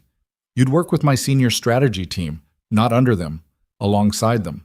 The model is yours. You'd need to be involved in translating it into actual operations." She paused. "It would mean some evening and weekend hours, potentially, depending on how the investor timeline moves." He thought about Lily's school schedule, Mrs. Hattie's availability on Tuesdays and Thursdays, the way his life was currently calibrated. "I'd need the schedule to be predictable," he said. "Not necessarily light, but predictable. I can't be on call in a way that isn't planned in advance." "I can make that work. And I stay on the facilities team, regular shifts." That surprised her. He could see it. "You want to keep doing maintenance?" "Dominic has covered for me twice this week without being asked. His team is short, and I made a commitment." He looked at her directly. "I'm not going to walk out because something shinier came along. That's not how I operate." She held his gaze. "That's not a common position." "I know. Most people in your situation would be negotiating for an office. I don't need an office." She looked at him for another moment and then wrote something on her legal pad. "All right, we'll structure it as a consulting arrangement alongside your current role. I'll have legal draft something standard by end of week." She paused. "There's one other thing." He waited. "The senior team is going to have questions about your background. People who weren't in the auditorium, people who've only heard the secondhand version." She chose her words carefully. "Some of them are not going to respond well initially. Gerald Pratt has been with this company for 11 years, and he has a strong ego investment in being the senior strategic voice. I know who Gerald Pratt is. He's going to push back, not professionally. He'll be professional, but you'll feel it." "I've dealt with Gerald Pratt types my entire career," Mason said. "They're easier to manage than people think. You just don't compete with them directly." "How do you handle them?" "You let them be right about the things they're right about, and there's usually a lot. Gerald Pratt knows this company's operational architecture better than anyone I've ever seen in a presentation room. He was right about the Phase 3 implementation sequence. His instinct about the timing was solid, even if the frame was off." He shrugged. "I'll tell him that, directly, in front of other people. He'll still be difficult, but it'll be a different kind of difficult." Vanessa studied him. "You thought about this." "I think about most things." "I noticed." She said it without irony, which was interesting. She looked down at her legal pad again. "I also want to say something that isn't about business." He was quiet. "What I did at the conference," she said. "The challenge. The way I framed it in front of that room." She was looking at the table while she said it, which he suspected was unusual for her. "I've thought about how to say this, and I don't have a clean version, so I'll just say it plainly. It was wrong. Not just tactically wrong. It was a way of treating another person that I wouldn't want to be treated, and I knew that while I was doing it, and I did it anyway because I was angry, and I wanted to reestablish control." She looked up. "That's the honest version. I'm sorry." The room was quiet for a beat. Mason had prepared for many versions of this conversation. He hadn't prepared for that. "I appreciate that," he said, and meant it. "I'm not looking for absolution," she said quickly, a slight edge coming into her voice. Not at him, he thought, but at the situation, at herself. I wanted to say it correctly. Once." "You said it correctly." She looked at him for a moment. Then she picked up her coffee and took a sip and set it back down. "The coffee's bad, by the way. Conference room 38 has the worst machine in the building." He looked at the machine in the corner. "The heating element's been running hot. It over-extracts. I've put in a maintenance request twice." "And?" "And apparently conference room coffee machines are a low priority. I'll mention it to Dominic. Please don't. He'll know I talked to you." She looked at him. Then she laughed. A real one, short and slightly surprised, like it had gotten out before she approved it. She pressed her lips together after, but it had already happened. He thought, there she is. Not the CEO, not the performance. Just a person, briefly, in a conference room with bad coffee. "Thursday noon," he said, standing. "Same time next week work for you? I'll have legal send you the draft by then." He picked up the notebook he'd brought, old habit, always bring something to write with, and moved toward the door. "Mason." She said his name without title or prefix, which was the first time she had. He turned. "The reward," she said. "You said you'd let me know." "I remember." "Do you know yet?" He thought about it honestly. "Getting close," he said. He left her with the bad coffee and the north-facing window and went back to the third floor, where the drain had backed up again for the third time that month, which was starting to suggest a deeper problem in the lateral line that nobody had wanted to deal with yet. He dealt with it. The senior strategy team met on Fridays at 9 a.m. in the large conference room on the 40th floor. It was a standing meeting, had been for 3 years, and it had a particular rhythm that Mason assessed in approximately 8 minutes. Gerald Pratt held the informal center of gravity. Despite not being the highest-ranking person in the room, Kyle Redman was the data person and knew it, and used it as a way of staying above the interpersonal weather. And the two senior directors, a woman named Paulette Osei, who ran market development, and a man named Dan Cho, who handled product integration, were both capable and both somewhat overshadowed by Gerald's occupying personality. Vanessa ran the meeting from the head of the table, efficiently, without much small talk, with the organizational clarity that Mason had suspected from watching her present. She had a good structural mind. She just tended to build inside frames that her team confirmed, rather than challenged. He'd been introduced at the start of the meeting. Vanessa had done it simply. Consulting arrangement, Meridian implementation, Cole to work alongside the team on the strategic translation phase. She hadn't elaborated on his background or the circumstances. Gerald Pratt had listened to the introduction with his hands flat on the table and an expression of professional courtesy that was, Mason thought, the most accurate kind of mask. It looked exactly like the real thing. "Welcome," Gerald said. "We're glad to have additional input." Additional. A small word doing a lot of work. "Thanks," Mason said. "Before we get into the Meridian model, I want to say something about the Phase 3 sequencing. The timing instinct in the existing framework, the way Gerald structured the entry windows in relation to the seasonal demand cycle. That's right. I built my model around a different frame, but the timing architecture underneath is solid work, and I didn't want to proceed without saying that explicitly." Gerald Pratt looked at him. Around the table, something subtle shifted. Paulette Osei glanced at Dan Cho. "Thank you," Gerald said. His voice was careful. Not warm, but different from before. The particular shift that happened when someone had prepared for a fight, and the opening move wasn't a fight. "The Phase 1 data architecture is the first thing we need to translate into operational terms," Mason continued. "I'd want Kyle's team involved in that. They know the existing BI infrastructure better than my framework accounts for." He looked at Kyle. "I made some assumptions in the spec based on general architecture. You'll see the gaps faster than I will." Kyle nodded. His expression was still unreadable, but he sat slightly differently in his chair. "I had some questions about the collection layer." "I'd expect so. Let's get into it." They got into it. The meeting ran an hour and 20 minutes, which was 40 minutes over the usual schedule. Nobody mentioned the time. Paulette asked 6 questions about market development and got 6 direct answers, and by the end of it was leaning forward with her pen moving. Dan Cho pushed back on the Phase 2 implementation timeline and was right to, and Mason said so and adjusted the projection in the notes he was keeping, which seemed to land differently than Dan had expected. The reflex of someone unaccustomed to a strategic consultant who acknowledged errors mid-meeting without defensive maneuvering. Gerald Pratt contributed 3 times. Each contribution was accurate and grounded in operational knowledge Mason genuinely didn't have. Each time, Mason incorporated it without qualification. At the end of the meeting, as people were gathering their things, Gerald paused beside Mason. "The frame distinction you made at the summit," he said. "Resource allocation versus information asymmetry. I've been thinking about it." "And?"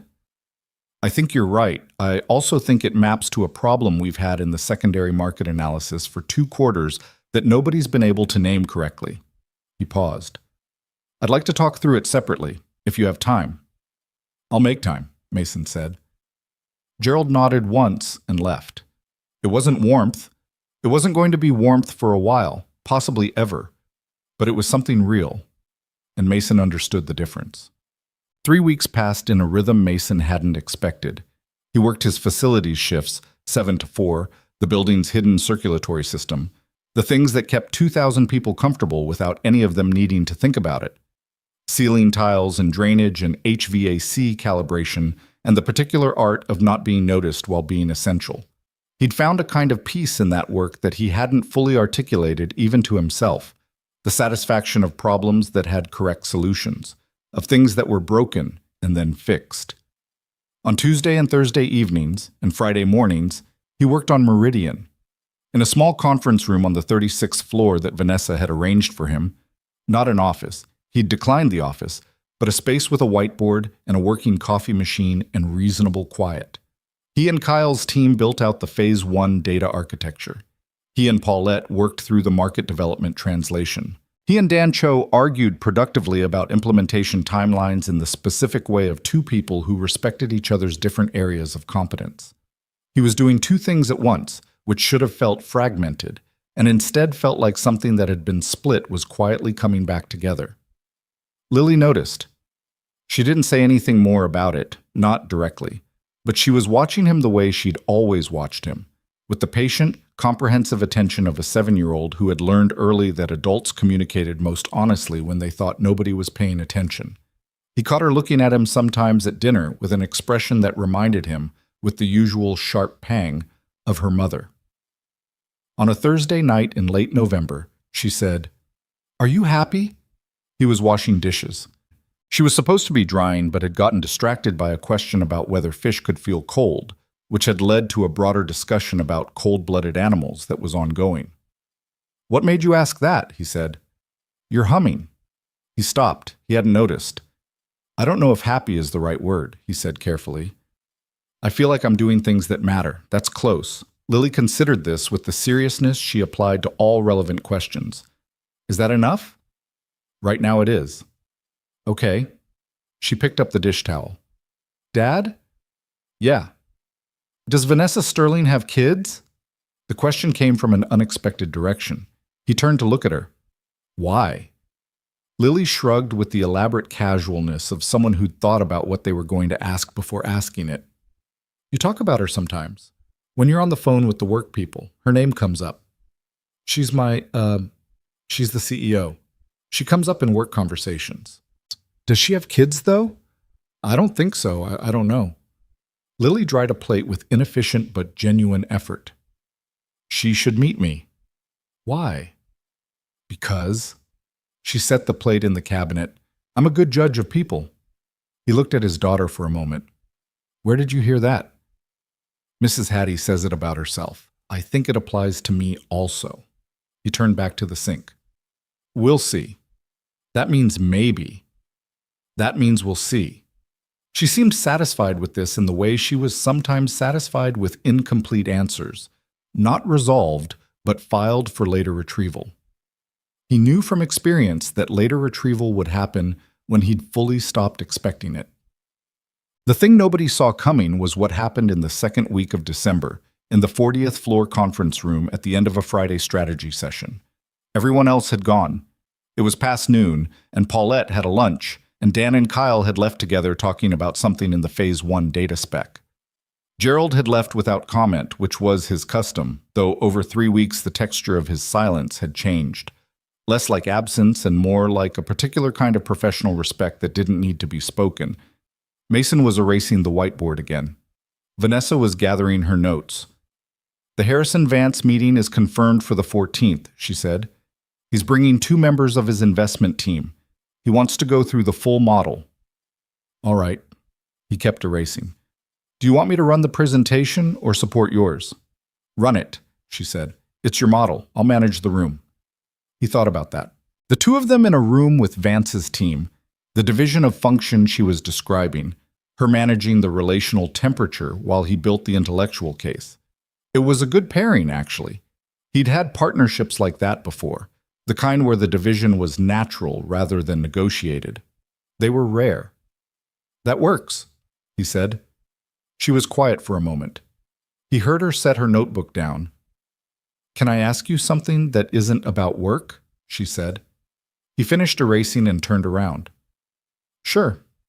She was standing at the end of the table with her arms crossed in a way that looked like it was holding something in rather than keeping something out.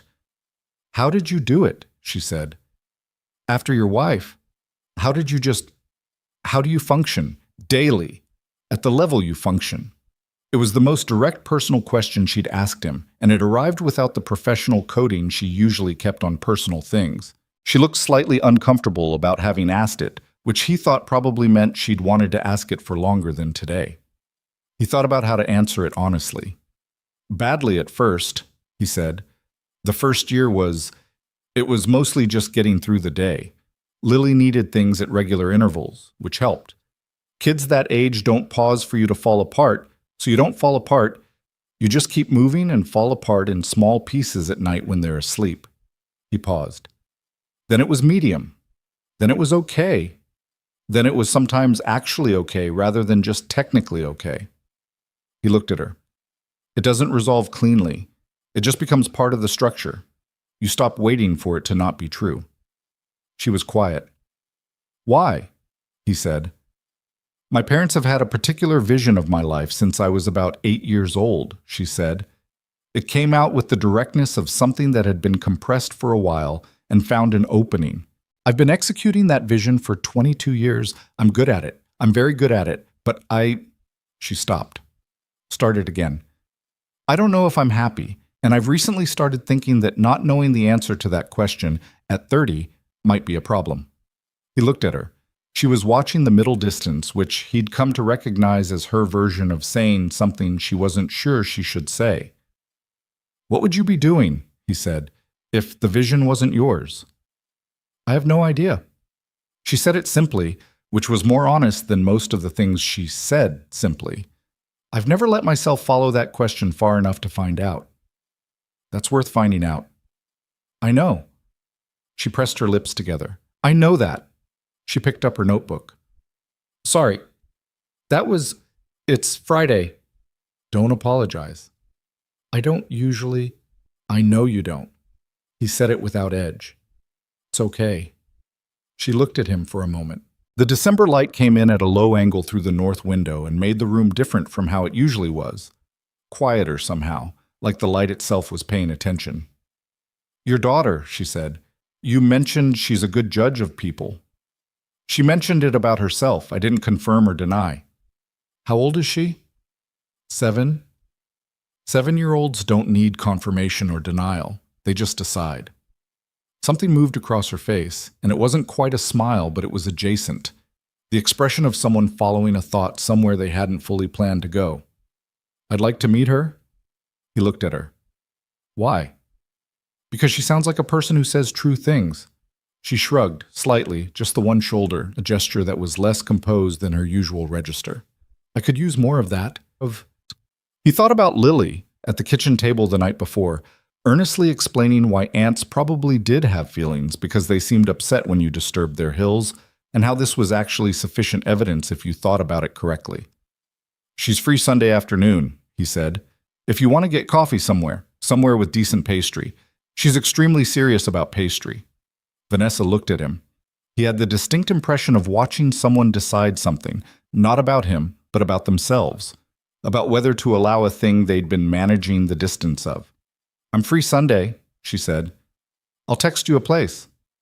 You don't have my number. Your assistant will give it to me. My assistant doesn't give out my number. She'll give it to me, he said, and picked up his notebook.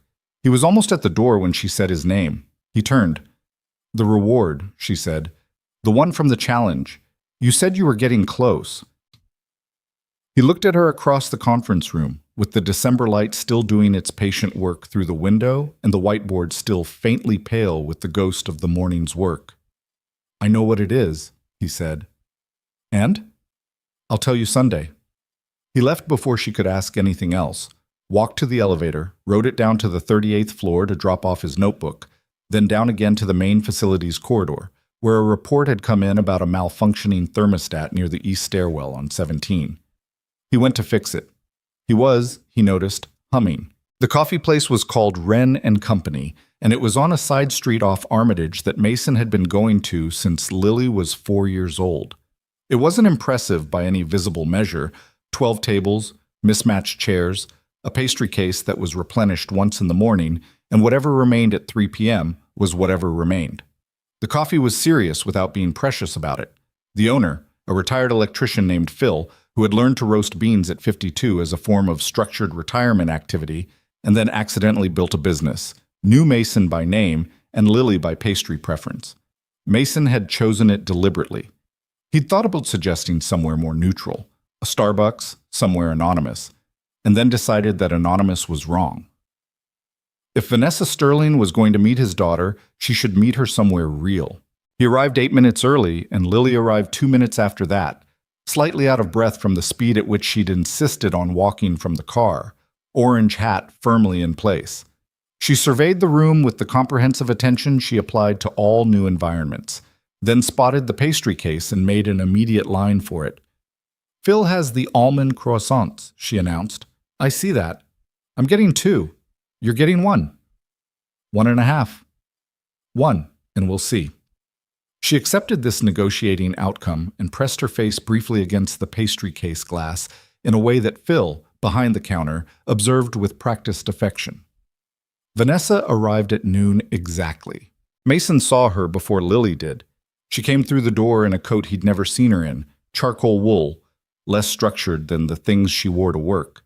And she paused in the doorway for a fraction of a second in the specific way of someone entering a space that operates by different social rules than their usual environment.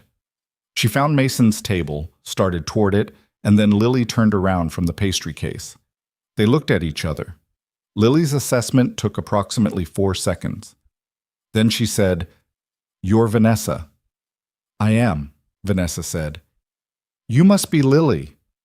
"Yes." Lily looked at her with the complete absence of social performance that was either children's greatest social gift or their greatest liability, depending on the situation. "You're prettier than I thought." "Lily," Mason said. "What?" "She is." Vanessa sat down across from Mason with something happening in her expression that wasn't quite the laugh she was suppressing. It was more like relief, the particular kind that comes when a situation turns out to be warmer than you'd prepared for. "Thank you," she said. "I like your hat." Lily touched the ear flap. "It's my best hat. I wore it on purpose." "I appreciate that." "I know." Lily sat down beside her father with her almond croissant on a plate in front of her and her hands folded on the table in the posture of someone conducting a meeting. "My dad says you're the boss of the whole building." "I run the company, yes." "He fixes the building." "He does a lot of things," Vanessa said and glanced at Mason. "I know." Lily said it with the mild authority of someone sharing established fact. "He used to be really smart, and then he stopped for a while, and now he's being smart again." She pulled off a piece of her croissant. "He thinks I don't notice things, but I notice everything." "I don't think you don't notice things," Mason said. "You thought I didn't notice the math books. You were 4. "I notice things," she said, to Vanessa, with finality. Vanessa had both hands around her coffee cup. Phil had brought it without being asked, which was his way with people he decided he liked immediately, and he'd apparently decided immediately. And she was watching Lily with an expression Mason hadn't seen on her before. Not the calculation, not the management, not even the careful openness she'd been allowing herself in the Friday conference room. Something simpler and less defended than any of those things. "What do you notice?" Vanessa asked her. Lily considered the question with appropriate seriousness. "I notice that you sit like you're at work even when you're not at work," she said. "My dad does that too sometimes. It means you're tired." Vanessa blinked. "Not tired like sleepy," Lily clarified. "Tired like the other kind." "What's the other kind?" "When you've been being a certain way for a really long time." Lily ate some croissant. "My dad was like that for 2 years. Then it got better." The table was quiet for a moment. Outside, a delivery truck went by on Armitage, and someone's dog paused to investigate a fire hydrant with professional thoroughness. "You're very observant," Vanessa said. "I know." Lily looked at her directly. "Are you sad?" "Lily," Mason said. It's a real question. It's also a very personal question to ask someone you just met. Lily looked at her father. But she already knows sad things about us, and we just met her. So it's the same. He opened his mouth and closed it. Vanessa looked at Lily and then set her coffee cup down and said, Sometimes, not all the time, more than I used to let myself notice. Lily nodded as though this was a sufficient and expected answer. That's okay, she said. It gets better. Dad says so, and he's usually right about the important things. She turned back to her croissant with the ease of someone who'd finished one chapter of a conversation and was moving naturally to another. Phil has hot chocolate. Can I get hot chocolate? Yes, Mason said. She slid off her chair and went to the counter. He looked at Vanessa. I'm sorry, he said. She doesn't have a filter. Don't apologize. Her voice was quiet. She's extraordinary. She gets it from her mother. Maybe. She watched Lily at the counter, where Phil was already reaching for the small pot he kept warm on the back burner. She also gets it from you, the way she pays attention, the precision of it. He didn't have a response to that. You said you'd tell me the reward today, Vanessa said. He'd been thinking about how to say this for a week. He'd written it out twice in the notebook and crossed it out both times because it kept coming out sounding like a negotiating position rather than what it actually was, which was something he'd arrived at slowly and meant seriously. I want a program, he said, built into the company's structure. Not a policy memo, not an HR initiative, an actual funded program. For staff development at every level, facilities, admin, support staff, people who've been passed over for training and professional development because the budget always goes toward management. He looked at her steadily. People who have skills nobody's bothered to look for because nobody looked. Vanessa was very still. I've worked alongside some smart people in that building, he continued. Dominic Reyes has forgotten more about facilities management and operational logistics than half the directors on the 40th floor will ever know. Maria in admin services has been solving process inefficiencies for 3 years that nobody's given her credit for because she's admin services. There are people in every corner of that company who are invisible because the structure made them invisible. He stopped. She said nothing for a moment. That's the reward, she said. That's the reward. She looked at him. Something in her expression was doing what it did sometimes when she was at the edge of a feeling she hadn't prepared for. You had a week to ask for anything. I know. Most people would have asked for a salary, a title. I know what most people would do. Lily came back with her hot chocolate, which Phil had topped with exactly 3 marshmallows in a way that suggested he'd assessed her personality correctly on first meeting. She settled back into her chair and looked between the 2 adults at her table with the perceptive calm of someone who understood that an important conversation had just concluded. Is it good news? She asked. Yeah, Mason said. I think it's good news. She nodded. Good. She blew on her hot chocolate. Can we go to the farmer's market after this? The Apple Man might still have the Honey Crisps. The Harrison Vance meeting happened on the 14th in the 40th floor conference room, with a view that the December sky did nothing to diminish. Vance brought 2 members of his investment team, a woman named Soo Jin Park, who ran quantitative analysis, and a younger man named Brett, who mostly listened and took notes with the concentrated attention of someone learning something rather than someone already decided. Vanessa managed the room. Mason ran the model. It went well, which he'd expected.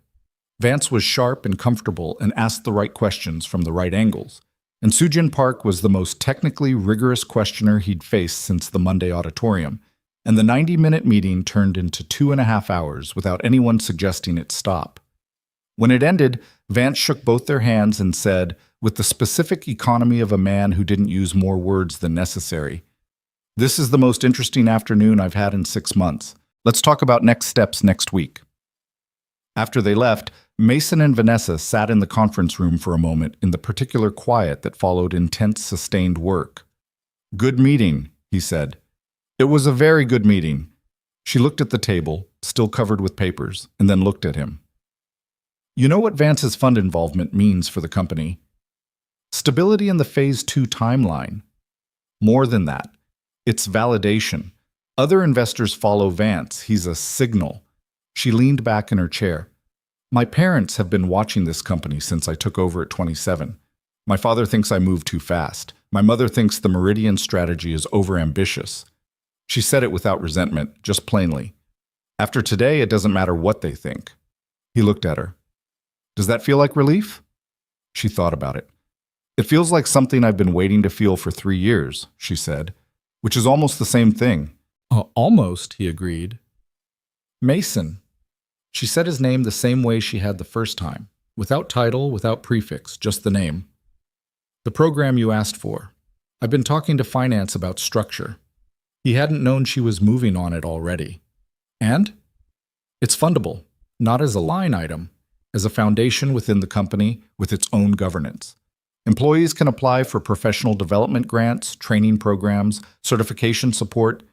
The initial budget is modest but renewable. She paused. I want Dominic to co-chair it, and I want you involved once the consulting arrangement formalizes. He sat with that. Dominic won't want the visibility. I know. That's why I need you to ask him. He'll say yes to you. Why?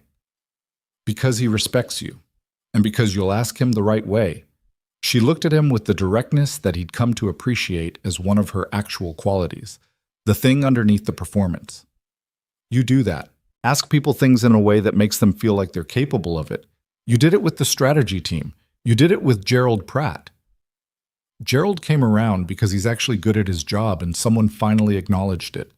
Yes, and you were the one who acknowledged it. She held his gaze. That's not a small skill. A lot of people with your level of technical intelligence have no idea how to do that. He didn't respond immediately. He wasn't used to being read that precisely and wasn't entirely sure how to receive it. You're very good at what you do, he said. The room management, keeping Vance comfortable while I built the technical case. You knew when to let silence do the work. She looked slightly caught off guard, which was interesting. She was better at giving direct assessments than receiving them. I've had a lot of practice. It's not just practice. You read people. You know what the room needs. He meant it. You were right that we work well together. The function division is natural. The silence in the room was different from the earlier silence, less about what had just concluded and more about what was settling, the way sediment settles after water clears. I'm going to tell you something, she said, and I don't want you to make a big thing of it. All right? I called my mother last week, after the Friday session where I told you about the vision. She looked at the table. I told her I needed to make a decision about something without consulting her first, that I'd tell her what it was after. What was the decision? The program, your reward. She looked up. It wasn't a hard decision. It was obviously the right thing to do. But I've been running things past my parents my entire life, even when I thought I wasn't. And last week I made a decision about the company I run based on what I thought was right, and then I told my mother about it afterward. He looked at her. How did she respond? She was quiet for a moment. Then she said it sounded appropriate. The corner of Vanessa's mouth moved in something that wasn't quite a smile. Coming from her, that's approximately a standing ovation. Progress, he said. Painfully incremental progress. She straightened her notes. But yes. January moved, the way Chicago Januaries moved. With blunt, total commitment to being cold, the city stripped to its structural self, all the seasonal warmth gone, and the architecture standing in the flat winter light in a way that was either brutal or beautiful, depending on the hour. Mason noticed Lily's shoes were wearing through at the left toe. He bought new ones on a Saturday morning, and she insisted on wearing them to the farmer's market even though the ground was slushed, and he didn't argue because some things were not worth the energy.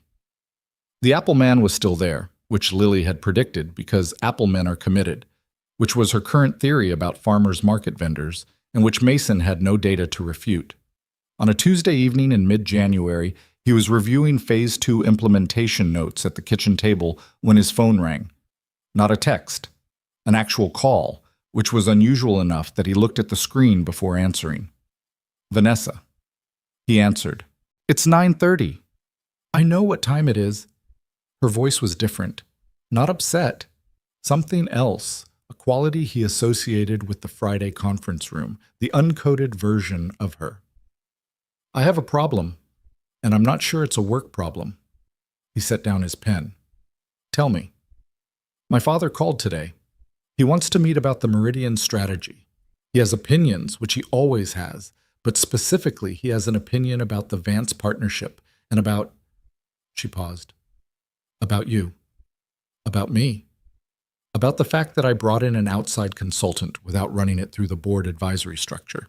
She said it plainly. He doesn't know your background. He knows you were maintenance staff. He's concerned about optics. Mason thought about that word, optics. It was a word people used when they meant something more specific, but didn't want to say the specific thing. What do you want to do? He said. I want to tell him it's not his company. She said it with the particular tired precision of someone who'd had this conversation with themselves many times. But he's also not entirely wrong that I should have moved through proper channels. I went around the advisory structure because I didn't want to slow the timeline. That was my call, and I'll own it. So own it. I'm going to. I have the meeting Thursday. A pause. I wanted to say it out loud to someone who wouldn't try to manage me through it. He thought, she called me because she didn't want managing. She wanted the thing she'd asked for weeks ago from Lily, without knowing she was asking for it. Someone who said true things. Your father is going to come into that meeting with a prepared argument, he said. He's going to frame it as operational oversight, and the real thing underneath it is going to be that you made a major move without him, and it worked. And that's uncomfortable for someone who spent 30 years being the person whose moves worked. Silence. That's a generous interpretation, she said finally. It's an accurate one. People who've been powerful for a long time have trouble distinguishing between concern and control. Usually both are present. Usually the concern is real. He picked up his pen again without meaning to, turned it in his fingers. Go into that meeting knowing what you're actually defending, not the decision, the fact that it was yours to make. Another silence. Longer. Lily told me last week that you're always right about the important things, she said. She's being strategic. She wants me to extend her screen time on weekends. Is it working? Probably. He heard her exhale, something that was half laugh, incomplete, the sound of a person setting a tension down. Thanks, she said. I'll let you get back to whatever you were doing. Phase 2 implementation review. At 9:30 on a Tuesday. Lily's asleep. It's the best time. Mason. Her voice was quieter, the quality it got in the spaces between professional necessity. I'm glad you raised your hand at the conference. He thought about the east wall, the gray uniform. 200 people in their expensive chairs. Me too, he said. After he hung up, he sat at the kitchen table for a while without looking at the Phase 2 notes. The kitchen was quiet the way it got after 9. The refrigerator's low hum, the radiator doing its periodic complaint, the distant sound of the city maintaining itself through the cold. He thought about Sarah, briefly, not with the particular weight that used to come with thinking about her, but gently, the way you carry something that's become familiar. She would have liked this, he thought, the complicated, unlikely mess of how the last 3 months had unfolded. She'd always had an instinct for the stories worth staying for. He picked up his pen and went back to the notes. The Thursday meeting with Vanessa's father lasted 2 hours, and Vanessa called him afterward from a cab heading back to the office. How did it go? He asked. He was in the service corridor on 17, thermostat in hand. He pushed back on the Vance partnership for about 40 minutes. I held my position. She paused. Then he asked to see the Meridian model. I showed him the first 2 phases. He was quiet for a while. Another pause. Then he said it was more sophisticated than he expected. High praise. From him, historically unprecedented. He could hear the traffic in the background, the specific Chicago cab sound of midday. He also asked about you again, about your background. What did you tell him? The truth. That you were a former strategic consultant who'd taken time away from the industry for personal reasons, and that you'd identified a critical framework issue that my team had missed, and that you'd built a better solution in a week using public data. She let that sit for a moment. He asked what I was paying you. What did you say? The consulting rate. He said it was low. Mason was quiet. He's not wrong, she said. We should talk about that. We can talk about it Friday. You could let me pay you what you're worth, Mason. You can talk to me about it Friday, he said. I have a thermostat situation. You're on the clock right now? 7 to 4. He heard something that might have been exasperation and might have been fondness, and the line between them in her voice had been getting harder to locate for about 3 weeks.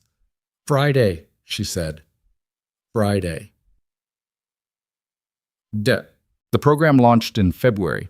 Dominic had said yes, as Vanessa predicted, though it had taken Mason one long conversation in the facility's locker room and a great deal of coffee before Dominic moved from, I'm not a program person, to I suppose someone has to make sure they don't make it useless, which was Dominic's version of enthusiastic agreement.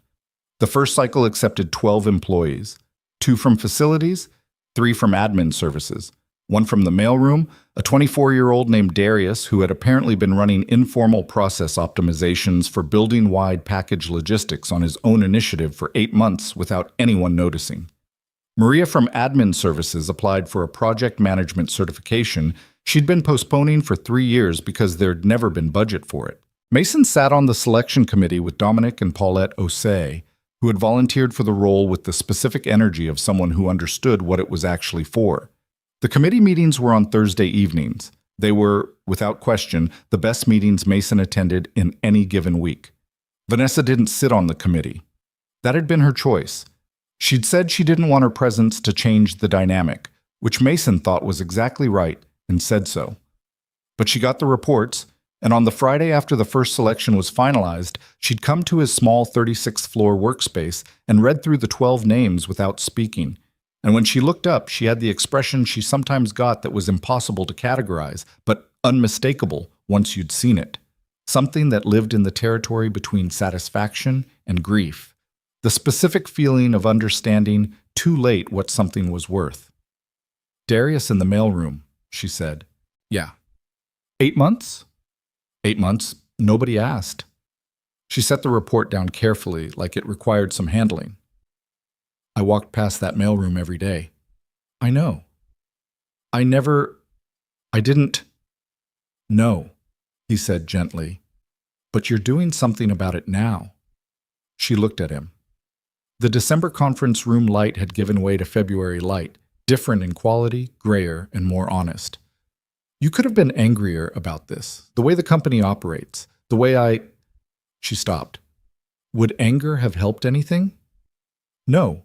But it would have been warranted. Warranted and useful aren't the same category. He looked at her. I've been angry. For a long time about a lot of things that were warranted. It doesn't build much. He paused. This builds things. She looked at the report on his desk, at the 12 names, at the program they'd built out of a challenge that was supposed to end in public embarrassment and had ended up here instead, in a small conference room on the 36th floor with bad overhead lighting and the February sky doing its flat gray thing outside. I'm glad you didn't ask for money, she said. When I offered you any reward. I know. I would have respected you less. She said it directly. And we would have missed this. He thought about what this meant and how much of it was the program and the Meridian model and the Friday sessions, and how much of it was the Sunday at Renencounty and the 9:30 Tuesday phone call, and Lily blowing on her hot chocolate and saying it gets better to a CEO who looked tired in the way that had nothing to do with sleep. He thought about all of it. Yeah, he said, we would have. She picked up her notebook and stood. At the door she paused, which was becoming something of a pattern, the threshold pause, the thing said from the doorway. Lily, she said, is she free Sunday? He looked up. Phil has the almond croissants until noon, she said. I called ahead.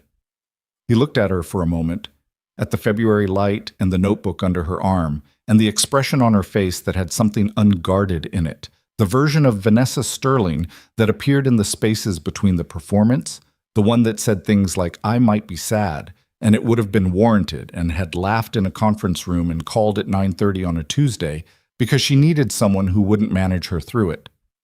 She'll want 2 croissants, he said. I'll get her 2 croissants. She'll use that as precedent going forward.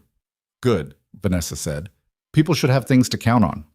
She left. Mason sat in his small workspace with the February sky outside and the 12 names on the report and the Phase 2 notes half finished on the desk, and he felt something he hadn't had reliable access to in 4 years. The specific, fragile, not quite complete feeling of a life that was building towards something instead of away from something. He wasn't sure what to call it. He thought maybe that was all right for now. The International Business Summit was held in the second week of April at a convention center on the lakefront that had floor-to-ceiling glass on the east wall and a view of Lake Michigan that on a clear day looked like someone had placed the ocean there by accident. Mason had been to the building before. He'd done a facilities consultation there, briefly, 2 years ago, when Nexus had co-sponsored a smaller industry event and needed someone to assess the venue's maintenance infrastructure. He remembered the loading dock and the service corridors and the specific squeak of the East Freight elevator.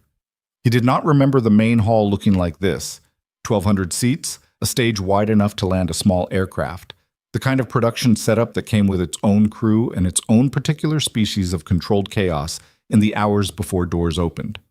He arrived at 7 a.m. for the technical run-through and spent the first 40 minutes in the service corridor doing what he was good at, fixing a lighting board issue that the production crew had been arguing about for an hour and a half, which turned out to be a grounding problem that had nothing to do with the board itself.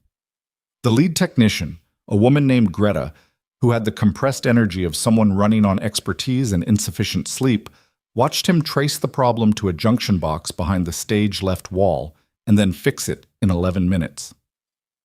"You're the strategy consultant?" she said. "Among other things," he said, and went to find Vanessa. She was in the green room, a misnomer, it was gray, with Kyle and Paulette and 2 members of the communications team going through the presentation sequence. She was in a different register than her usual Friday sessions or the 36th floor workspace, focused in the particular way of someone who had been building toward a specific moment and could now see it from very close range. She looked up when he came in, and something in her expression reorganized itself. "Grounding issue on stage left," he said. "It's fixed. How did you—" She stopped. "Never mind. Are you ready?" "I've been ready." "The full presentation is 90 minutes. You have 40 of it." "I know." "Vance's people are in the 3rd row. Sujin Park is bringing her full quant team." "Good." He pulled a chair and sat down at the edge of the table. "Vanessa." She looked at him. "It's going to be fine," he said. She held his gaze for a moment. "You don't know that." "I know the work," he said. "That part I know." She looked at him for another beat and then turned back to the presentation sequence. But something in her shoulders had shifted. A millimeter, barely visible. The specific physiological adjustment of a person who has received something they needed without knowing they were waiting for it. The summit opened at 9. Vanessa took the stage at 10:15 for the opening keynote, which covered the company's last year. The decisions, the pivots, the Vance partnership, the cultural restructuring that had begun quietly in January with 12 names on a committee report and had grown by April into something with its own momentum. She spoke for 40 minutes before the break, and Mason watched from the wings. She was good at this. He'd known that since October, since the first time he'd watched her hold a room from the east wall of the 42nd floor. But there was something different in how she did it today. Less armor in it, or the armor was different, fitted to a different shape than the one she'd been carrying when the year started. She told the room about the Meridian model without being vague about where it came from. She said she'd brought in outside perspective at a critical moment. She said the perspective had come from an unexpected place and had changed not just the strategy, but her understanding of what the company was for. She didn't use his name. That had been a conversation they'd had in March, and he'd asked her not to, and she'd pushed back and then understood and let it go. He didn't need the room to know his name. He needed the room to understand the idea. At 11:10, she brought him on. He walked out onto the stage in a jacket and slacks. Lily had inspected the outfit that morning with the thoroughness of a small general reviewing troops and declared it acceptable, which was high praise, and stood at the podium and looked out at 1,200 people and felt something that wasn't nerves exactly, but was adjacent. The particular aliveness of a high-stakes moment. He'd missed it more than he'd let himself admit. "The Meridian model," he said, is about what you see when you stop looking at the problem you think you have and start looking at the one you actually have. He had no slides. He had the whiteboard, a large one, rolled out to stage right, and 40 minutes and the particular kind of focus that came from understanding something deeply enough that the explanation was just the surface of it. He built it the same way he'd built it in October, in front of 200 people who'd expected him to fail. Except this time, there were 1,200, and the room had no collective prior, no story it had already decided to tell. They came to it without expectation, which was cleaner. He preferred it. At minute 22, he did something he hadn't planned. He stopped mid-model and turned to face the room differently. "I want to say something that isn't in the presentation," he said. "The framework I'm describing, the idea that you're usually working on the wrong problem because you started with the wrong frame. This isn't originally a business insight. It's a human one." The room was quiet in a way that was different from professional attention. Something else. "I spent 4 years not working on the problems I was good at," he said. "Not because I couldn't. Because I was dealing with a loss that reorganized my entire sense of what mattered, and for a while I needed to live inside that reorganization and not pretend otherwise." He paused.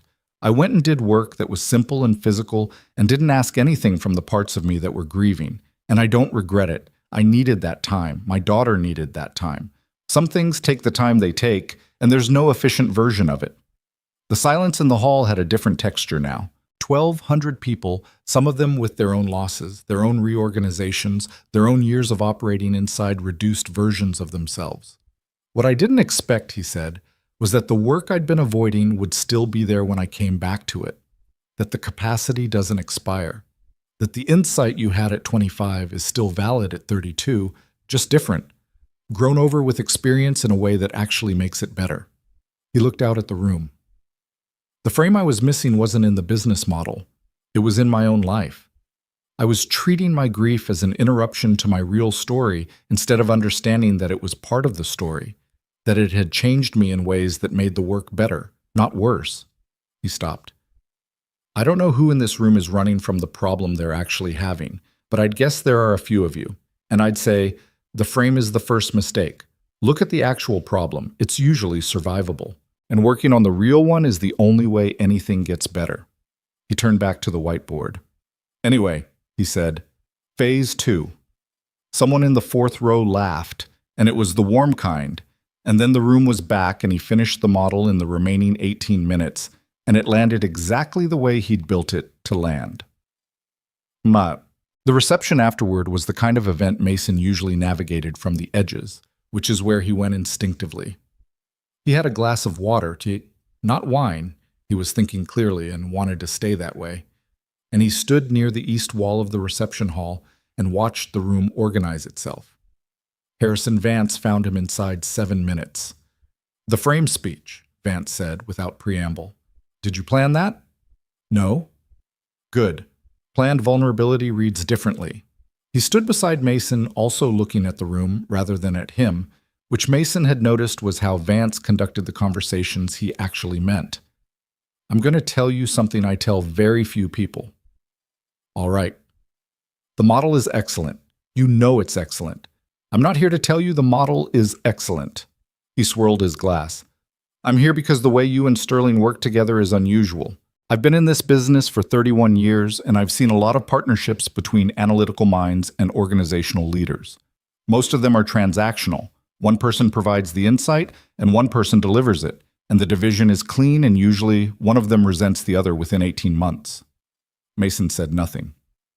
"What I watched on that stage today was different," Vance continued.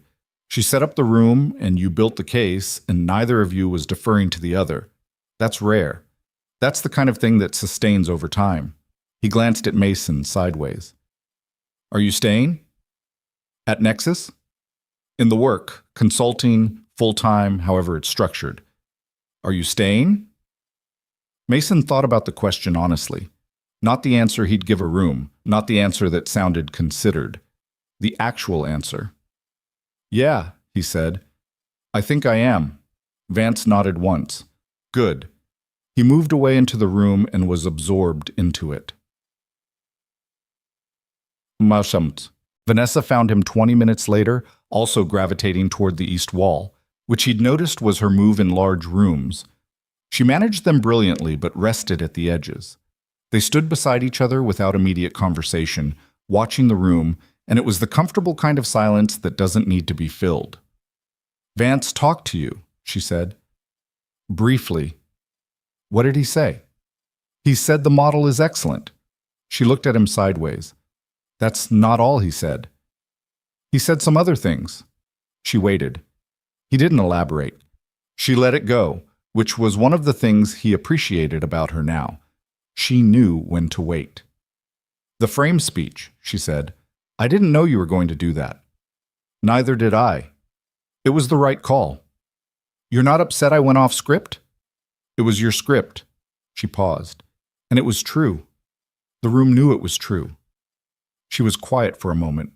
I heard it the way someone hears something that was also meant for them, even when it isn't." He looked at her. "I've been treating my life like an interruption to my real story," she said. "The actual living of it, the connections and the mess and the things that don't optimize." She said it to the room, not to him, the way she sometimes said the most honest thing, sideways, toward the middle distance, as if addressing it directly would make it harder. "I've been running a company and calling that a life." "It's not nothing," he said. "No, but it's not enough." She paused. "You said that on the stage, not in those words, but that's what you said." He thought about Sarah again. The particular way he thought about her now, 4.5 years after, which was different from the first year and the second and even the third. She had become, slowly and without ceremony, a presence that informed things rather than a loss that consumed them. He carried her differently now. Not lighter, exactly, just differently. "It gets rebalanced," he said. "It takes longer than you want, and it's messier than you expect, and there's no clean moment where it resolves. But it rebalances." She turned to look at him directly then, and the reception going on around them. The 1,200 people, the wine glasses, the particular noise of a room full of ambitious humans doing their ambitious human things felt very far away. "I'm better at this than I was in October," she said. She gestured slightly, a vague motion that seemed to mean all of this, being a person. "I don't know if that's the program, or the Fridays, or it's you," he said. "You deciding to be better at it. You helped. You let me." She looked at him for a moment. Something was moving in her expression that he'd watched build slowly over 6 months, through the auditorium and the Thursday conference room and the bad coffee and the Sunday pastry and the 9:30 phone call and all the Fridays between October and April. It had been building the way things build when no one is trying to force them, which is the only way they build and actually hold. "Mason," she said.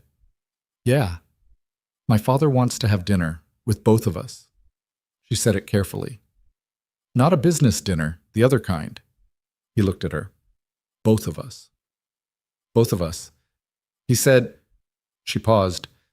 He said he wanted to meet the person who changed how his daughter runs a company. His words. Another pause. Shorter. "I think he also means the person who changed how his daughter runs her life. He just doesn't have language for that yet." He thought about Vanessa's father, the phone call she'd described, the "it sounds appropriate" that was approximately a standing ovation. The man who'd spent 30 years expecting his daughter to execute a vision and had been quietly recalibrating since December. "All right," Mason said. "All right?" She looked at him. "Just all right?" What else would it be? She opened her mouth and closed it. Then, unexpectedly, she smiled. The real one. The one that had gotten out in the facility's conference room that first time, and that he'd been watching appear more frequently and with less surprise on her face over the preceding months. "I don't know," she said. "I keep expecting you to make things more complicated than they are." "Things are already complicated," he said. "No need to add to it." "No," she agreed. "No need. Peut-être." Lily found out about the dinner through the specific intelligence network available to 7-year-olds, which was primarily the fact that she'd been listening from the hallway when Mason called back to confirm the date and had then appeared in the kitchen doorway in her pajamas with the expression of someone who'd received important information and was processing it. Vanessa's dad wants to meet you, she said. And you, he said. You're coming. I know I'm coming. She padded to the table and sat down. Is he nice? I haven't met him. Is Vanessa scared of him? He thought about the compressed quality in Vanessa's voice when she talked about her parents. A little, less than she used to be. Lily considered this. It's scary to show your dad someone you like. He looked at her. Why do you say that? Because... She shrugged with the one-shoulder shrug she'd developed recently, the one that meant she was saying something serious but didn't want to make it heavier than it needed to be. What if he doesn't like them? Then it's complicated. She looked at her hands. But it's worth being scared, because if you never show people, you're alone. She looked up. That's what Mrs. Hattie says. Mrs. Hattie says a lot of things. Mrs. Hattie is usually right. She said it simply. Dad. Yeah. Do you like Vanessa? The kitchen was very quiet. The refrigerator hummed. The city was doing its nighttime thing outside, patient and indifferent. Yes, he said. Like a friend, or like the other kind? He looked at his daughter, 7 years old in her pajamas at the kitchen table, with her mother's dark eyes and the directness that came from having been raised in a house where honesty was a form of respect. I don't know yet, he said, which was the most honest answer. Lily accepted this with the nod she gave to honest, incomplete answers. Okay, she said. I'll help. You'll help. I'm a good judge of people, she said, and I already know she's good, so you just have to figure out the rest. He looked at her for a long moment. Go to bed, Lil. That means you heard me. It means you should go to bed. She slid off the chair, kissed him on the cheek with the efficiency of someone who had places to be, and disappeared down the hallway. He heard her door close. He sat at the kitchen table for a while in the quiet. You just have to figure out the rest. He thought about that. The dinner with Vanessa's father, a man named Richard Sterling, who was in his early 60s and had the specific physical bearing of someone who'd been the most important person in most rooms for 40 years, happened on a Saturday evening in late April at a restaurant in River North that wasn't flashy but was serious about food, which Mason took as a good sign about the man's priorities. Richard Sterling was not what Mason had constructed in his imagination from Vanessa's careful descriptions. He'd expected formidable and found that, yes, there was something in the way the man occupied a chair that was architectural rather than decorative. But he'd also expected cold and found instead someone whose warmth was simply structured differently, expressed in attentiveness rather than ease.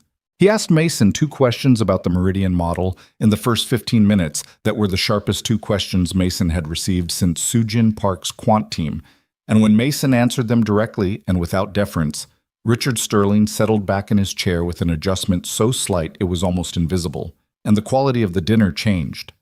Lily sat beside Mason and across from Vanessa and conducted herself with the formal dignity she deployed in situations she'd assessed as important, which meant she used her fork correctly and asked questions rather than making declarations, and told Richard Sterling, when he asked what she liked about Vanessa, that Vanessa remembered how she took her hot chocolate, and that was a sign of paying attention to people, which was the most important thing. Richard Sterling looked at his daughter across the table after Lily said that. Something passed between them that Mason couldn't fully read, the specific language of a parent and child who had spent decades communicating in formats that were structurally efficient and emotionally insufficient, suddenly having access to something that translated more cleanly. She remembers how people take things, Richard said to Vanessa. I'm working on it, Vanessa said. He nodded once, looked at his menu, the conversation moved, but Mason had seen it, the nod. The weight of it. After dinner, while Lily was in the restroom and Richard had stepped away to speak briefly with someone he knew near the bar, Vanessa sat across from Mason and looked at him with the expression that had no category, the one he'd given up trying to name. Your daughter told my father I was worth paying attention to, she said. She said you pay attention. Different thing. It's the same compliment. Yeah, he said, it is. She looked at him across the table. The half-cleared plates, the glasses, the particular amber light of a restaurant where a dinner that mattered had just concluded. I'm going to say something. All right. I've been saying things to you for 6 months in conference rooms and coffee shops and phone calls at 9:30 at night, and most of them have been the most honest things I've said to anyone in a very long time. She held his gaze. I think you know what I mean. I know what you mean. And I think you... She stopped, started more carefully. I'm not good at not being certain before I move. I like having the data. I know. I don't have all the data on this. Nobody does, he said. Ever. On this particular thing. She looked at him. That's not reassuring. It's not meant to be reassuring. It's meant to be true. She was quiet for a moment. The restaurant noise moved around them, unhurried. I haven't let myself want something personal in a very long time, she said. I don't entirely know how to do it. Neither do I, he said. I'm working on it. We could... She paused. We could work on it at the same pace, if that's... Yeah, he said. That's all right with me. She looked at him. Yeah? Yeah. The corner of her mouth moved, and then the rest of it followed, and it was the real smile, unhurried, belonging fully to the moment rather than to the performance of any version of herself. He'd been watching that smile appear by degrees for 6 months, and it was still, each time, something that landed differently than he expected. Lily came back from the restroom, assessed the situation at the table with the swift accuracy she brought to all assessments, and sat down beside her father. Okay, she said. Good. What's good? Mason said. Everything, she said, and picked up her glass of water with the manner of someone who'd done the work and was satisfied with the result. The company held its celebration in October, a year exactly from the morning of the Innovation Summit, the morning of the East Wall, and the raised hand and the gray facilities uniform, and Vanessa Sterling's bright, cold smile from the stage. A year from the week of late nights, and 11 notebooks, and cold coffee, and Lily finding him at the kitchen table at 1 a.m., and accepting the explanation of math books with 7-year-old practicality. The event was in the same 42nd floor hall. It had been rearranged again. Not theater setup this time, not the circular tables of the original conference. Something between the two, deliberately chosen, a room that was meant for celebration rather than performance. The view was the same. Chicago in October doing what Chicago in October did. The lake still there, indifferent and permanent, the city stacked up between water and horizon. Mason was in the room before most people arrived. Old habit. He stood near the east wall, not because he was still the maintenance worker assigned to that station, but because some habits become honest ones over time, and he'd found he thought most clearly from the edges of rooms. The facilities team had done excellent work with the setup. He noted this with the same satisfaction he'd always gotten from things being done well, regardless of who did them. Dominic appeared beside him at some point, with coffee and the expression of someone who had been attending events he was uncomfortable attending for long enough that the discomfort had become a manageable condition. Your program, Dominic said. Our program. Darius got promoted, Dominic said. Logistics coordinator. As of this morning. Mason turned to look at him. You didn't tell me. I'm telling you now. Dominic drank his coffee. Maria starts her project management certification in January. The company's covering it. I know, I signed the approval. I know you know. Dominic looked in the room, filling around them. 11 of the 12 from the first cycle are still in the program. The 12th got a better offer at another firm because the certification made her competitive. He paused. That counts too. That's the whole point, Mason said. Dominic nodded. They stood in companionable silence for a moment. This was, Mason had come to understand, Dominic's version of a long speech. Good year, Dominic said finally. Yeah, Mason said. Good year. Dominic moved away into the room, and Mason stood at the east wall and watched the hall fill. Hi. Vanessa spoke for 35 minutes. She covered the year clearly and without embellishment. The Meridian implementation, the Vance partnership, the cultural restructuring, the program, the summit. She gave credit with specificity, which was different from how she'd run a room 12 months ago, when credit had flowed mostly upward toward vision and strategy and the impersonal machinery of good leadership. Tonight she said names. She said Paulette and Kyle and Dan and Gerald, who was, Mason had observed, a genuinely better version of himself than he'd been a year ago, and had the slightly surprised look of someone who'd discovered this recently. She said Dominic. She said Darius and Maria and the other names from the first program cycle. Then she said Masons. Not just said it, stopped and found him across the room, which she could do now without searching, the way you find people when you know where they tend to stand. A year ago, she said, a maintenance worker raised his hand at an innovation conference and told me my strategy had a flaw. She held his gaze across the room. He was right, and he was right about things much more important than strategy. He was right that the person in front of you deserves to be seen for what they actually are, not what their job title tells you to expect. He was right that the frame is the first mistake. She paused. I was the CEO of this company at 27. I thought I understood what success was. I had no idea.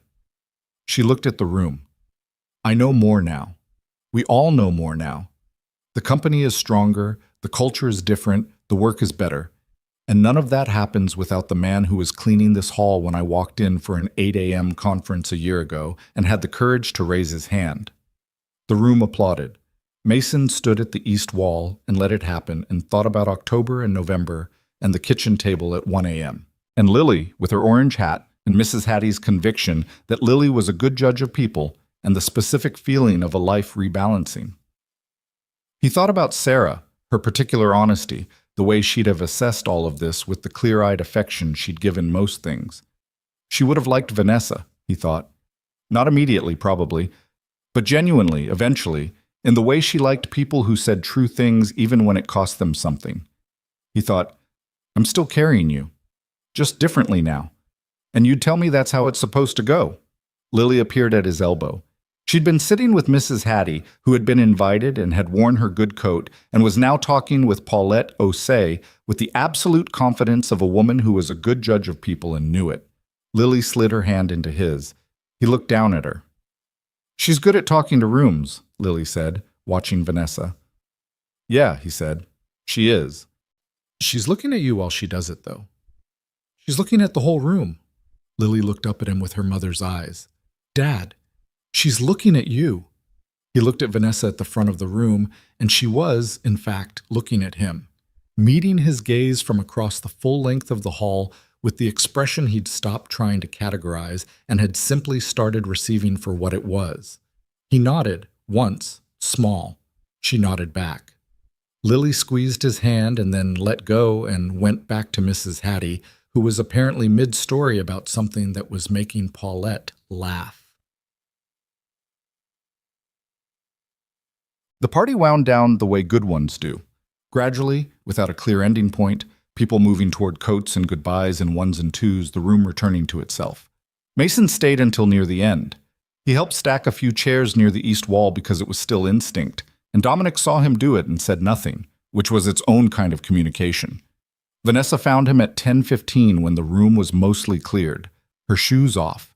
She'd slipped them off an hour in, which he'd noticed and which was a detail that told him things about who she was becoming. She was holding them in one hand. Good night, she said. Good night, he agreed. She looked at the room. The emptying chairs, the city still doing its thing beyond the glass. October again, one full turn of it. Same time next year, she said. More or less, he said. She looked at him. Are you happy? The question arrived from an unexpected angle, and he understood it immediately. She was giving back what Lily had given her, the direct question without a cushion around it. The kind that said, I'm paying attention, and I want the real answer. He thought about it honestly, the way he'd been trying to think about things honestly. Yeah, he said. Not the way I was before. It's a different shape now. But yeah. He looked at her. You? She considered it with the care it deserved. I think I'm getting there, she said. I think there are days now where I remember to look for it. That's a lot, he said. I know. She looked at the east wall where he'd been standing a year ago with his water pitcher and his service cart and his invisible life. I think about that a lot, that you were just here the whole time, doing the work nobody saw. People do that, he said, everywhere. Most of the time, nobody asks. We're trying to ask now. Yeah, we are. She stood beside him in the mostly empty hall, and they were quiet together the way they'd gotten good at being quiet together, which was one of the stranger and more honest things he'd found in this year of strange and honest things. "Mason," she said. "Yeah. I want to stop working around it." He looked at her. "The thing we've been circling since—" She made a small gesture. "Since the dinner, maybe. Since before the dinner." She looked at him directly, and it was the look that had no management in it, the one that had been appearing with increasing frequency since she'd sat in the front row of an empty auditorium and asked him why he'd raised his hand. "I don't want to be careful about it anymore. I've been careful about everything my entire life, and it's made me very organized and also very lonely." He looked at her for a long moment. Here was the thing about Mason Cole that nobody had fully accounted for, including himself for most of the past year. He was, under the quiet and the patience and the deliberate simplicity of the life he'd built, someone who knew what he wanted. He'd known since December, probably. He'd been waiting, not from uncertainty, but from the particular respect he had for things that mattered, the understanding that some things deserved the time they needed. "I know," he said. "I've been waiting for you to get there." She blinked. "You've been waiting?" "You needed to get there yourself," he said. "I wasn't going to pull you." She stared at him. You could have said something. You would have overanalyzed it." "I absolutely would have overanalyzed it." She looked at him. Something between exasperation and something much warmer was running across her face. "You're infuriating." "Yeah," he said. "Probably." She was quiet for a second. Then she stepped toward him, and he met her. And it was not perfectly timed, and it was not dramatic in the way that movie moments are dramatic, because he bumped slightly into her hand and she made a small, startled sound that turned into a laugh, and the laugh made him smile. And then they were standing there in the nearly empty 42nd floor conference hall with Chicago October making its patient case through the floor-to-ceiling glass, and it was all of it, clumsy and real and long overdue and absolutely the right thing. "Finally," said a voice from the doorway. They both turned. Lily was standing there in her coat and her orange hat, holding Mrs. Hattie's hand with one hand and pointing at them with the other, with the expression of someone who had been waiting for this particular outcome for a very long time and was not remotely surprised. "Lily," Mason said. "I told you I was a good judge of people," she said. "Mrs. Hattie, behind her, had the expression of someone who agreed completely and was too dignified to say "I told you so," but was absolutely thinking it. "You're supposed to be with Mrs. Hattie," Mason said. "I am with Mrs. Hattie," Lily said. "We came to find you. It's late." She looked at Vanessa. "Hi." "Hi," Vanessa said. Her voice had something in it that was going to be a laugh in approximately 3 seconds. "Are you coming for French toast?" Lily asked. Vanessa looked at Mason. "She makes it on Sunday mornings," he said. "She's particular about the powdered sugar." "I am extremely particular," Lily confirmed. Vanessa looked back at his daughter, 7 years old, orange hat, the absolute certainty of someone who'd made a decision and seen it through. "Yes," she said. "I'd like that." Lily nodded with the satisfaction of a completed mission. "Good," she said. "We have the good maple syrup. I hid it from the regular syrup so Dad wouldn't mix them up." "Smart," Vanessa said. "I know." She turned and pulled Mrs. Hattie back toward the elevator, leaving the two of them in the hall. Mason looked at Vanessa. Vanessa looked at Mason. "She hides the syrup," she said. "She has opinions about syrup quality." "She really is your kid." "Yeah," he said. "She really is." They walked out of the hall together, past the east wall, past the place where a maintenance worker had stood with a water pitcher on an October morning a year ago and made a choice that changed the direction of more than one life. The hall lights were dimming behind them. Somewhere below, the city was being its enormous, indifferent, quietly astonishing self.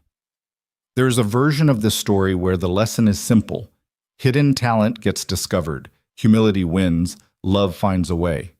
But that version misses the part that actually matters. Mason Cole didn't win because he was secretly exceptional. He already knew he was exceptional. That had never been the question. The question was whether exceptional mattered without the life built around it. Whether the work meant anything if it cost you the person you were doing it to become. He chose his daughter over his career, and that was not a tragedy. That was a man understanding what he was actually for. Vanessa Sterling didn't change because a maintenance worker turned out to be brilliant. She changed because someone showed her, through nothing more complicated than consistent honesty, that the way she'd been measuring things was leaving most of them out. The company changed because when two people stop pretending and start building from the actual ground, the thing they make is different, sturdier, more honest, built to hold weight rather than to look like it can. And Lily Cole, 8 years old in the spring, sitting at a kitchen table on a Sunday morning with powdered sugar on her sleeve and the good maple syrup next to her plate, and Vanessa at the table where her father used to do math alone at midnight, Lily Cole would tell you that none of this was surprising. She'd been a good judge of people the whole time. She just needed everyone else to catch up.